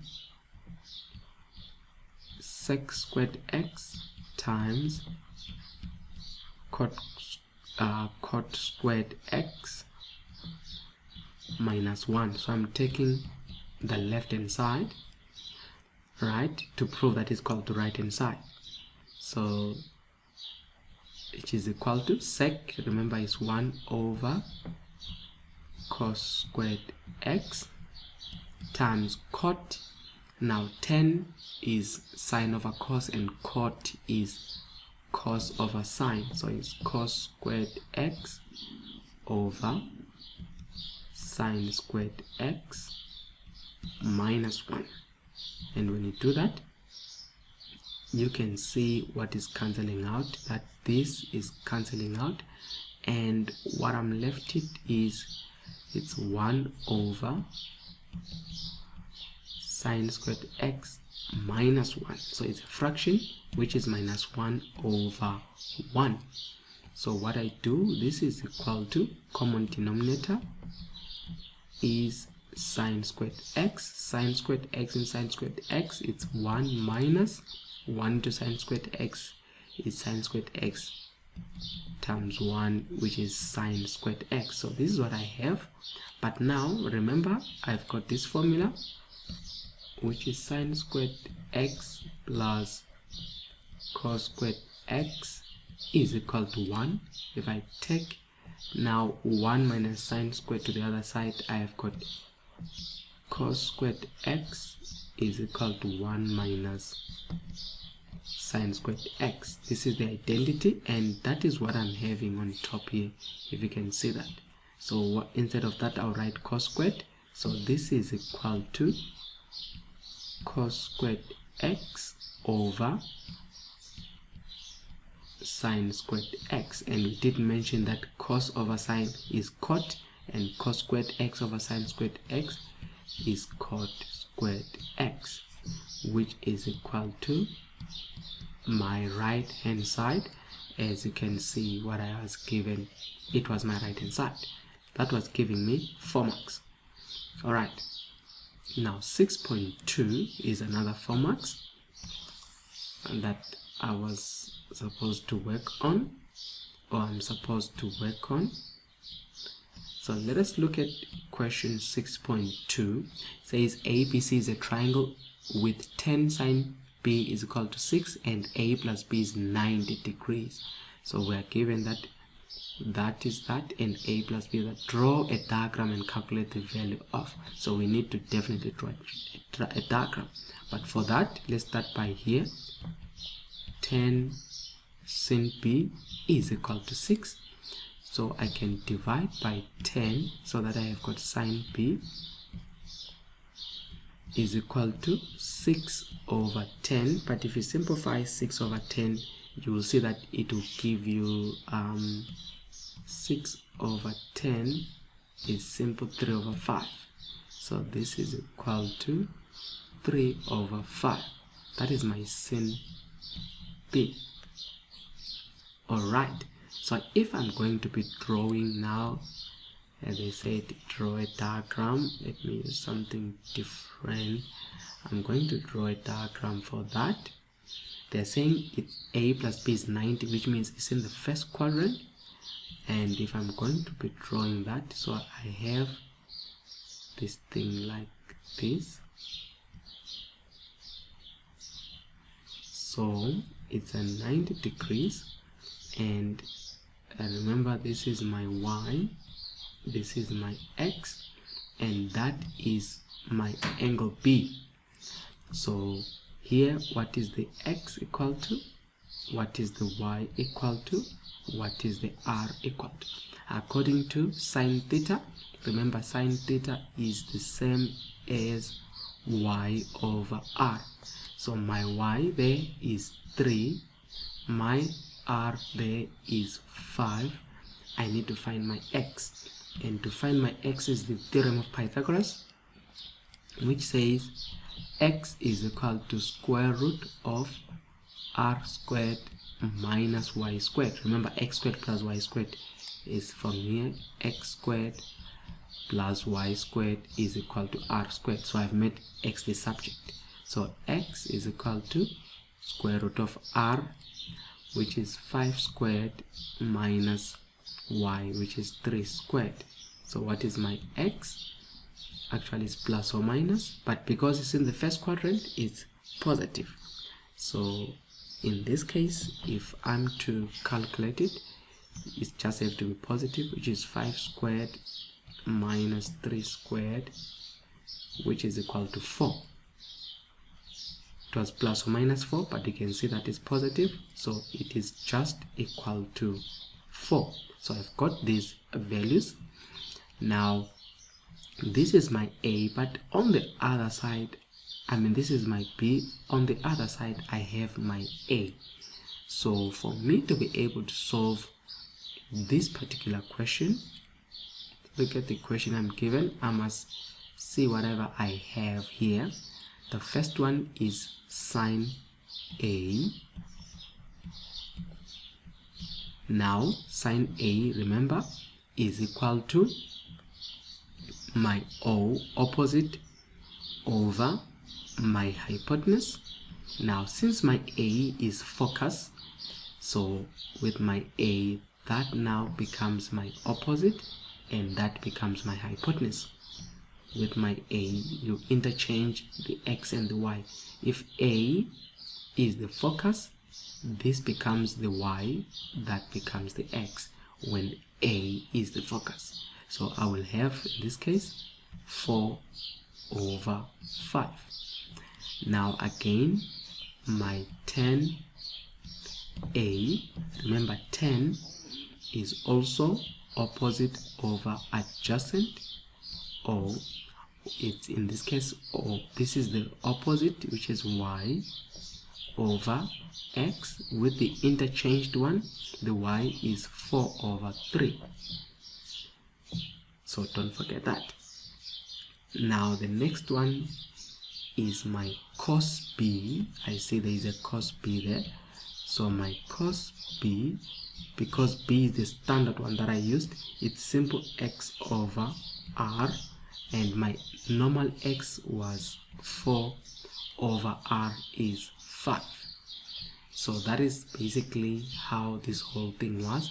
And using this information, I can just plug it in directly into this one to say this is equal to 1 minus 2. Now sine squared a.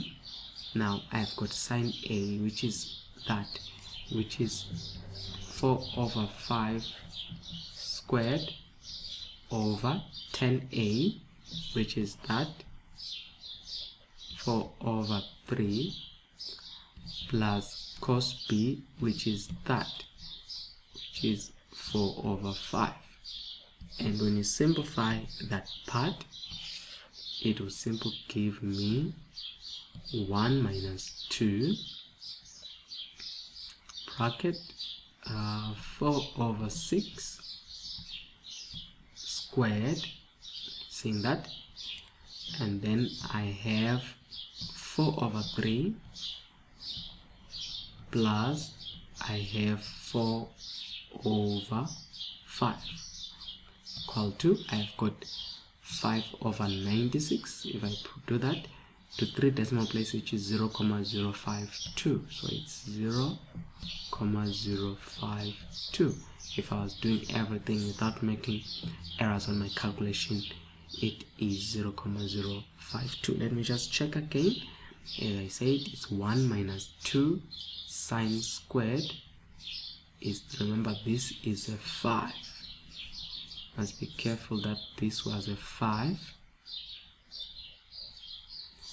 Let me test again using my calculator to ensure that I didn't make an error there. So it's 1 minus 2 and then 4 over 5 squared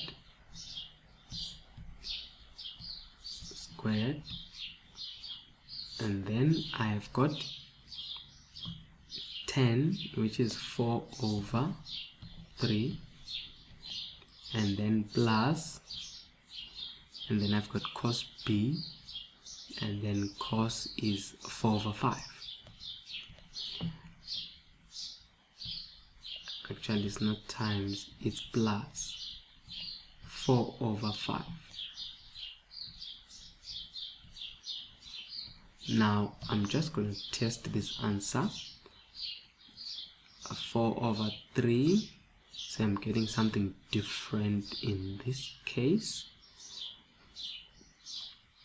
Let me just see if ever this is 1 minus 2, 4 over 5 squared, and then I've got 4 over 3 plus 4 over 5 equal to, and then I'm getting something different, minus 0,131, minus 0,131. So it's minus 0,131. So we'll see now. I think this is more like I did. I think that was the part where I thought that was a 6. But I can test this answer correct using, they said draw the diagram and calculate. So I can actually use the actual way of finding angle A and B. From here, I can find B. So B, let me use a different pen. So B here is equal to arc10, and then my 10 there, not arc10, it is actually arcsine, is equal to arcsine 6 over 10. That is my angle B. If you want to find angle B, you can then use, in this case, shift arcsine 6 over 10. If we use that, see, I'm getting that angle. Let me put this to 3 decimal places. It's 36,87. So it's 36,870 degrees. That is angle B. So I know that angle B is that. So with that angle B, I can find angle A. Remember, angles in a triangle add up to 180. So I can say angle A is equal to 90 minus B. Angle A, which is 90 minus, remember this is the testing, 36,870. If you work on this, you might not, if you use the actual angles, you might not get your answer, which is 90 minus 36,87, which is 53,13. So it's 53,13 degrees. So now I can take these two, I think I need to put them up here. So B is 36,87 and A is 53,13.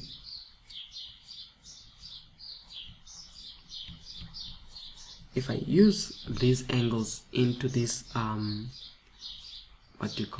into the expression that I'm already given, if I use it here to say 1 minus 2, and then I need to put the bracket like that, then sine squared will be sine squared A is 53,13, and then you close for the angle, then that becomes squared. That's how you put the squared there. Actually, I started with a fraction. It's 1 minus 2. Put that bracket, and then you say sine A is 53,13. Close for the angle and close for that one you opened, over 10. Now my A is 53,13, close it, plus cos B is 36, 0.87. This must give me either 0.052 or that. Checking which one I think. There is minus 0.131. So you can see that this is indeed my answer, the one that I corrected. So it is equal to minus 0.131. That is 6.2. And then just to wrap this thing up, it's 6.3.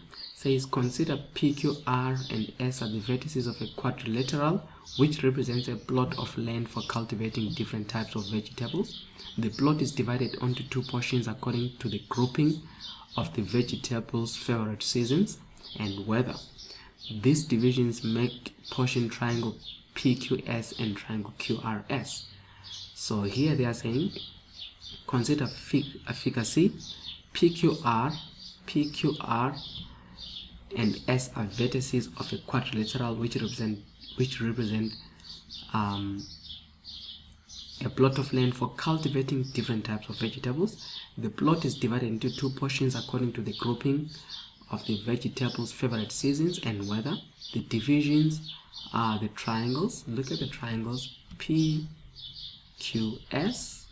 and QRS. Determine the area of the triangle PQS. So they want us to find the area of this triangle here. I've got that, and I've got that. Alright, I've got this, and I've got this one. So they want me to find the area of this triangle PQS. Determine the area of triangle PQS. If PQ is 138, QR is 179, and so forth, R is that PQR is called 90 degrees and SQR is equal to 53 degrees. This is 5 marks. And now if I'm to do that, this is 5 marks. Now think of this.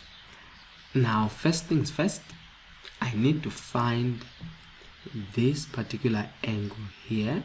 You see that angle, and for me to find this angle, these are 3 sides. I've got that, I've got that, I can find that. So angle S is equal to 180 degrees minus 53 plus 67.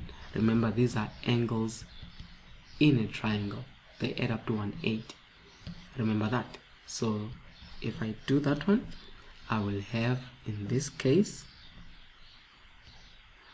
180 minus 53 plus 67. It's 60 degrees. So this particular angle is 60 degrees. So now with that information, I'm able now to find side, because now here I'm interested in, remember the area is determine the area of triangle PQS, the one that I've marked red. But for me to be able to do that, the information that I need is to find SQ. So if I want to find this side here, I'm going to use the sine rule. And if you go to your formulas, let's look at the formulas. I think I have the sine rule here. There is my sine rule, which says sine A over A is equal to sine B. I'm using that sine rule. So if I use that there, it will be, so we said this was 60 degrees. So the sine rule is sine A over A, just writing it as is sine B over B, which is sine C over C. But I need to match two sides, so I have got 60, which is the angle, and the pair, that's the first one, which is sine S is angle S over side S is equal to, I'm looking for QS, which is equal to sine, that's angle R there, over the R. So sine S in this case will be sine 60 over 179 is equal to sine R, which is sine 67 over side QS. Say that. So to find QS, cross multiply like that, which is QS sine 60 is equal to 179 sine 67.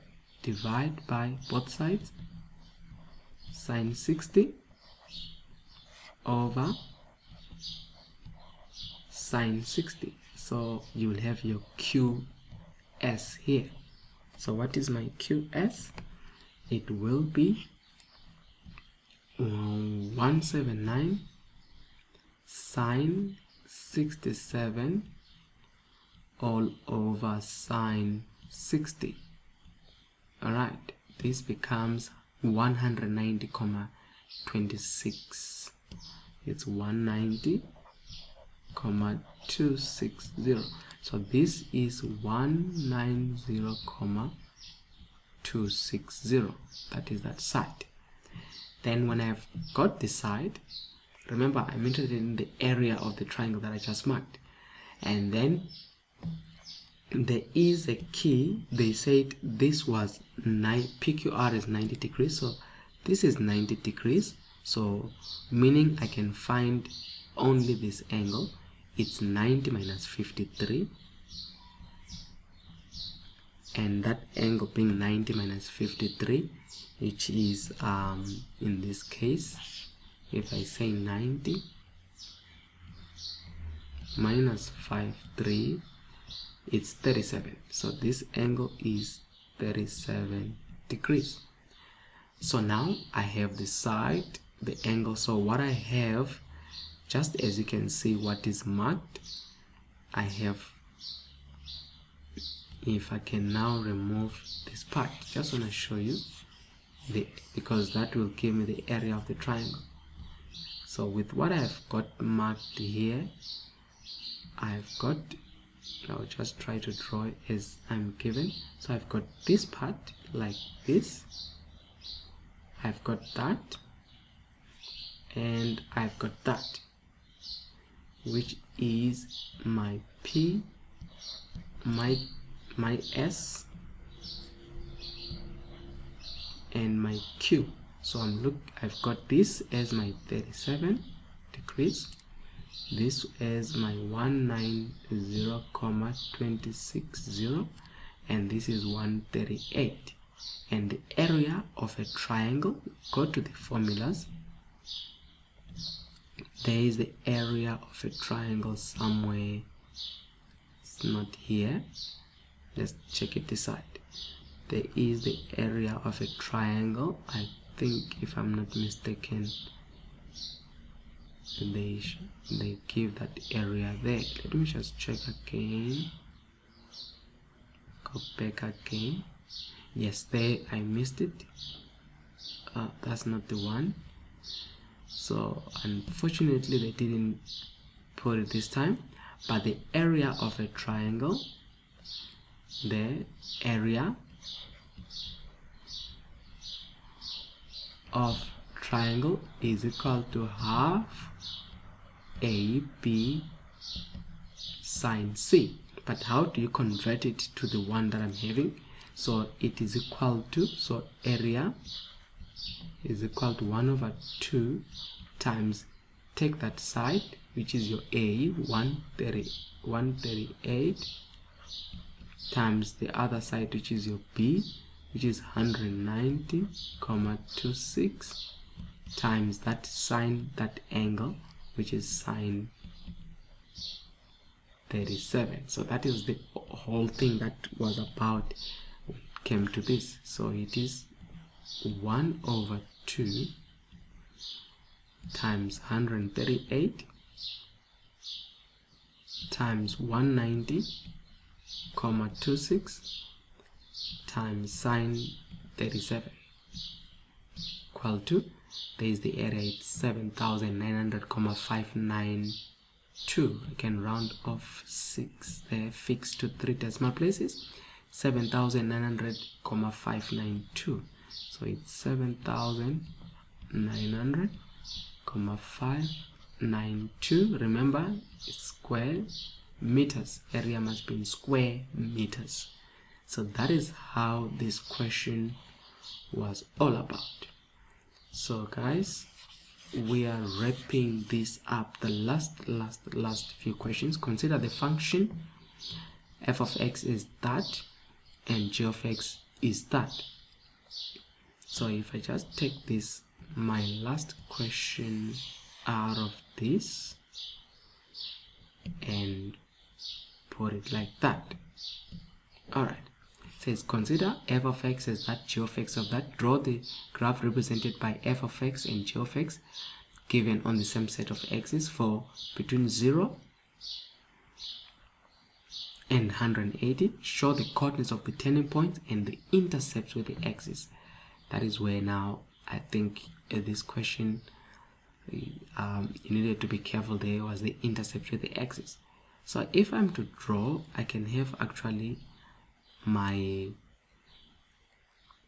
points. I will have it in different form. Let me have the one for f of x and I will have the one for g of x. So let me start with the f of x one. Let me see if I can have a few points here. Remember, in this case, your calculator is your guide. So if I can divide my points as much as I can. So let me start with my, this is my x with my f of x. So what I will have is, I'm going to have the graph saying here, remember I say mode, say not mode 2, it's mode 3 for table. So f of x is sin alpha x sine x minus 1, alright, equal to, start from 0, that's what they're saying. I must start from 0 and I must end in 180, that's what they're saying.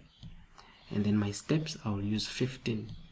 Then I'm looking for the simpler one. There is 0 minus 1, 30 is negative 0,5. So 0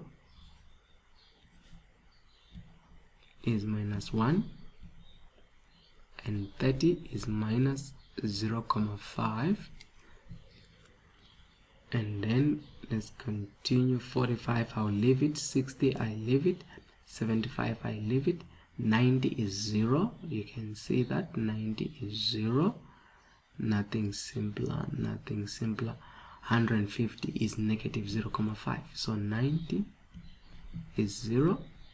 150 is negative 0,5. We continue. There is nothing simpler. 180 is minus 1. So that's the last one. 180 is minus 1. So now I've got the points for this part.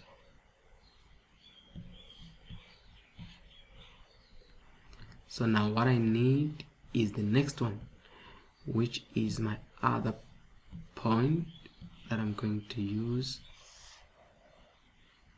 And again, get as much points as possible to say this is now my g of x. So let me do that. See how many points I can get from here. So I've got my x and I've got my g of x. Now again, I have to mode, remember it's mode 3. Now it's in as much as it says f, but don't worry, now you're dealing with g. Some calculators can allow you to do 2 graphs at the same time. You can still do them once. So 2 cos x minus 1. Start from 0, remember the whole part is from 0. We are going to end in 180. Step is 15. I always prefer to start with 15. So let's look at this one. 0 is 1. After 0 is 1, 60 is 0. So 0 is 1. 60 is 0. Continue. 90 is minus 1. 120 is minus 2. So 90 is minus 1. 120 is minus 2. And then if we continue, so 90, we said 90 is minus 1. 120 is minus 2.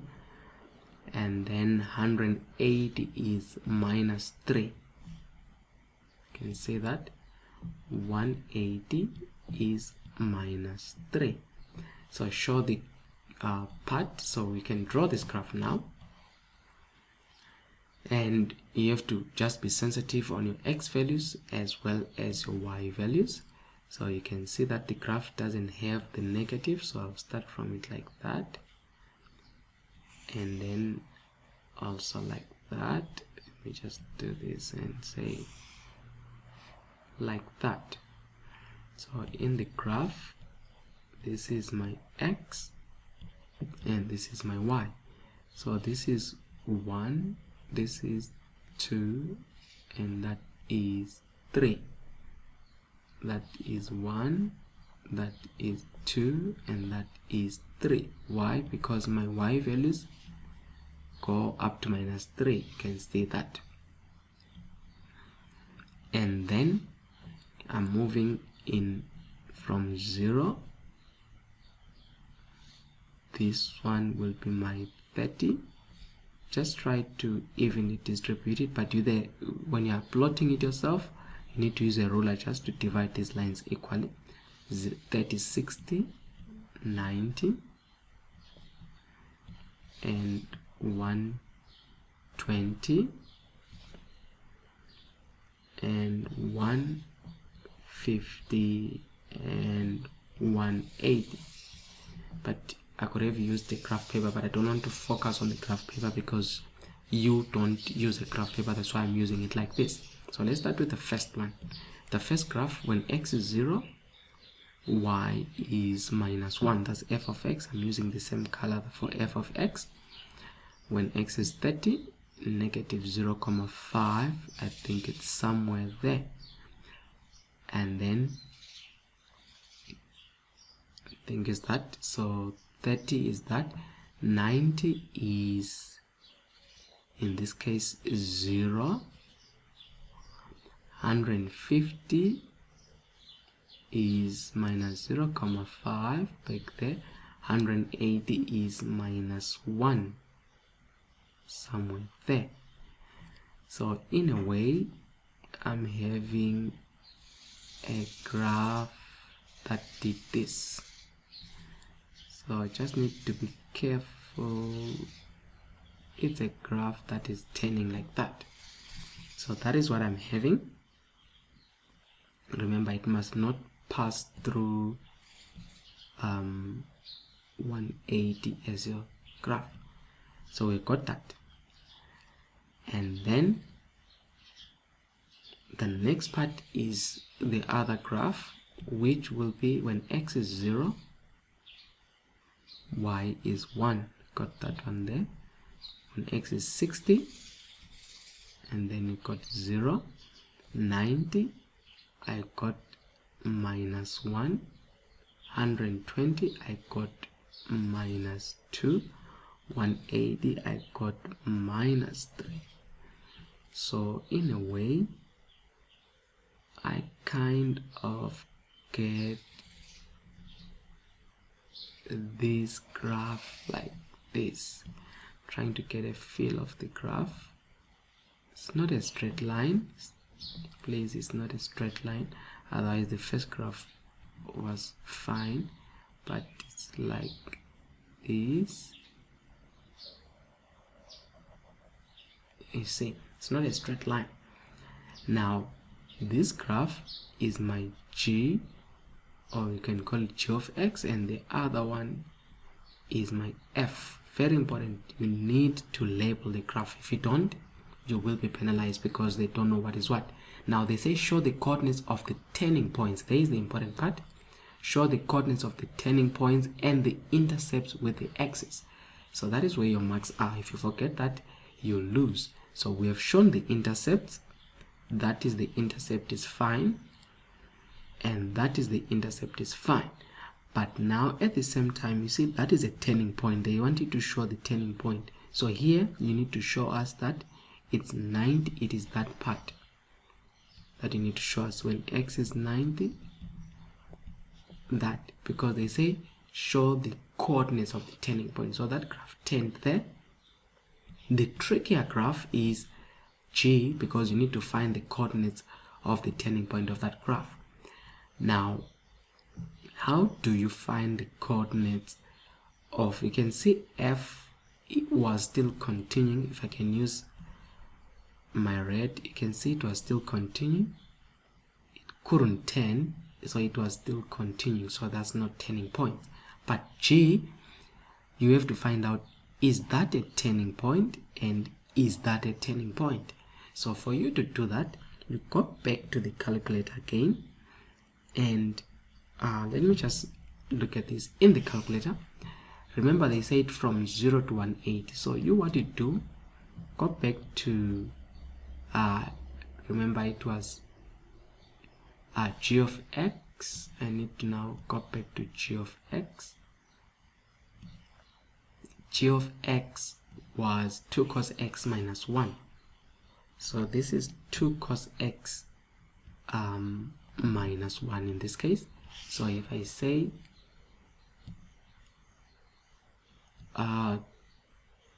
2 cos alpha x minus 1, if I do that one step, now where am I starting from? I want to start from the previous. So let me now say from minus 30, so that I get the negative side and see whether it was turning. And instead of 180, I will say 210. Just out of that step is 15. I just want to show you something.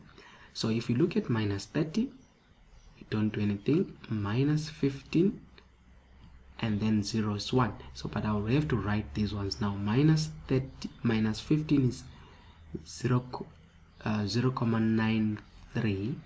I'll write that 0.93. So minus 15 is 0.93. So I will have here minus 15, it's 0.93. Then I'll have minus 30. Just want to show you something. So that is minus 15 minus 30 is 0.732. So it's 0.732. From there we had 0 and 1. So this is just a continuation of this graph. I just want to show you when you are struggling to see whether it's a turning point or not. So let me continue. Now if I go down after 180, and then 195 is minus 2.9. 195 is minus 2.9. It's minus 2.93, which is fine, but 2.9. And then the other one, 210, is minus 2.7. 210 is minus 2.7. But look at this now. This thing is moving from 0, minus 1 is increasing in the negative, minus 2, minus 3, and then after that it becomes minus 2.9. You can see that it changed. It was going minus 3, after that it became minus 2.9. It's becoming small again, minus 2.7, making us, or making this also a turning point. So that point which is 180 minus 3. It is a turning point. What about the other one? It was moving from 0, 1, from minus at 0. Now look at minus 15 is from 0 it became 0.93. It also reduced. 0.7 it's also reduced, so making this also a turning point, which is 0 and 1. So that is what they wanted to catch you there. The question was, show the coordinates of the turning points and the intercepts with the axis. So the intercepts, we did show that point there. You can see it's 60, and that point is an intercept, a coordinate. That point there, they'll mark you as a turning point. So this is a TP, this is a TP, and that is a turning point. TP for turning point. So guys, it was necessary. Then this is an intercept, you showed it, and that also is an intercept, the turning point. So that is what they wanted there. Then the last one is from the graphs, find the value of x satisfying the following equation. Sine x minus 1 is equal to 2 cos x minus 1. But remember, sine x minus 1 here, this is f of x. So in the graph where f of x is equal to g, 2 cos x minus 1, g of x. So where is it that f of x is equal to g of x? Where the graphs intersect. So where the graphs are crossing each other here, it is where this graph is the solution. Now remember, this is an estimate in a way, to say find from the graph the value satisfying that is equal to that.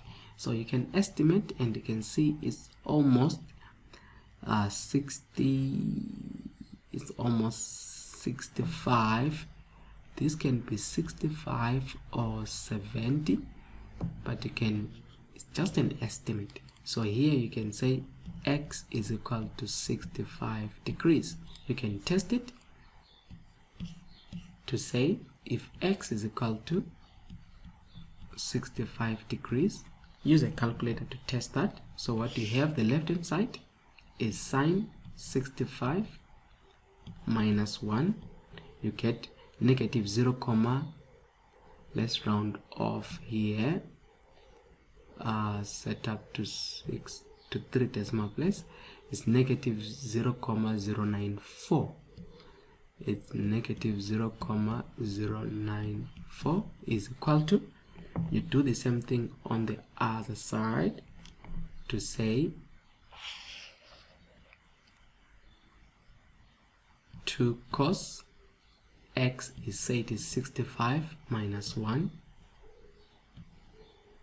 it's negative 0.154, negative 0.154, negative 0.154. It's a bit too far. It might be my sketch was not really accurate here in my, I think mainly it's my green one, maybe.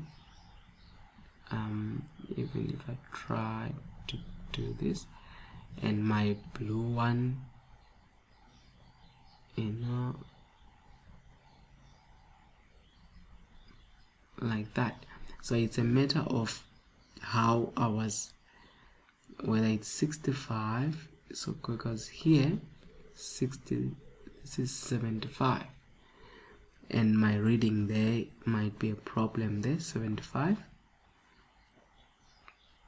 half of 75 there, so maybe 62. You can try 62. So it's a matter of trying. There is my rounding off, I think that is a problem there. Let me try 62 to say sine 62 minus 1. I'm getting negative 0.117, right? 62 gives me negative 0.117. That's 62. Let's try the other one. 2 cos 62 minus 1. It's negative 0,016. Still far. Let me try, maybe it was around 70. Say sine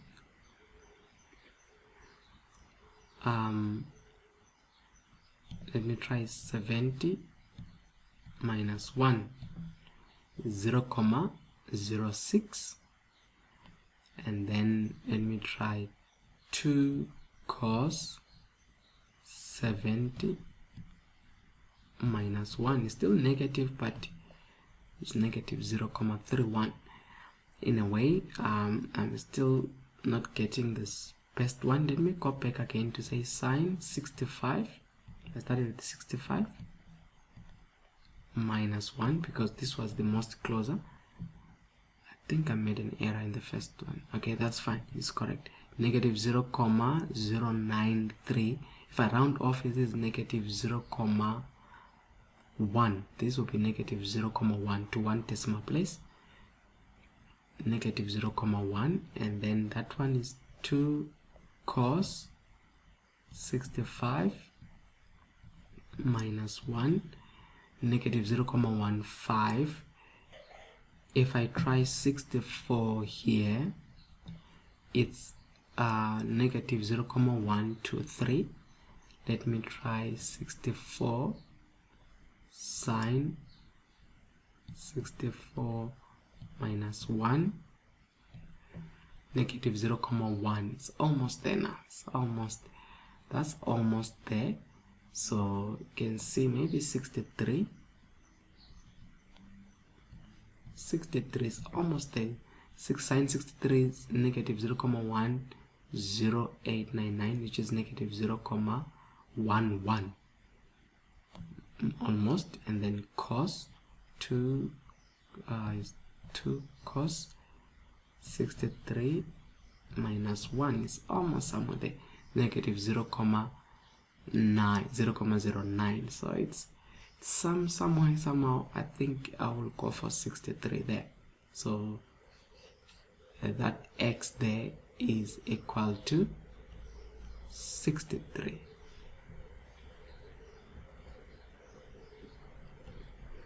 That's somewhere just to use my red there, 63 degrees.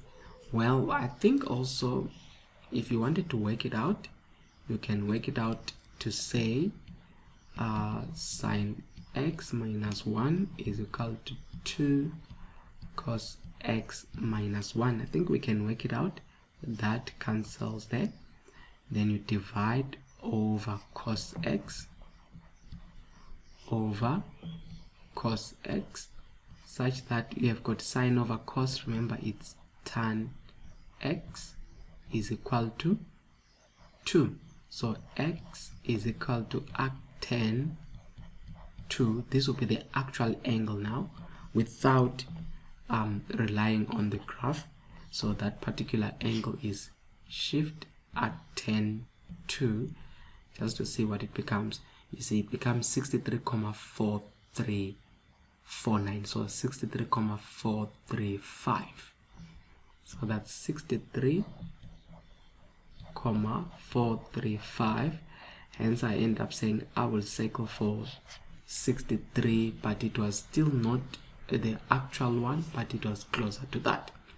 So guys, with this question, as you can see, the total of this was 100 marks.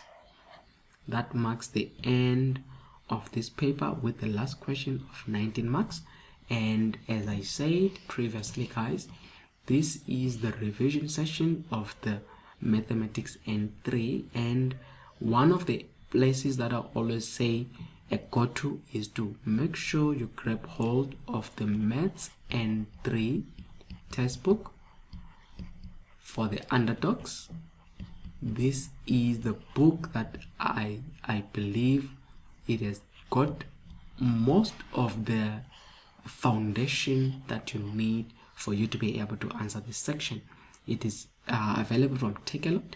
And also, guys, don't forget to subscribe to our channel if you have not subscribed, so that you can benefit from all the videos that we're uploading. Most of them are free to watch, and you can actually subscribe and benefit from there. And also, if you want resources like previous papers, we have got a website dedicated for previous papers for your revision, as well as if you want more other videos, you can also check on this channel, as we have also added engineering science.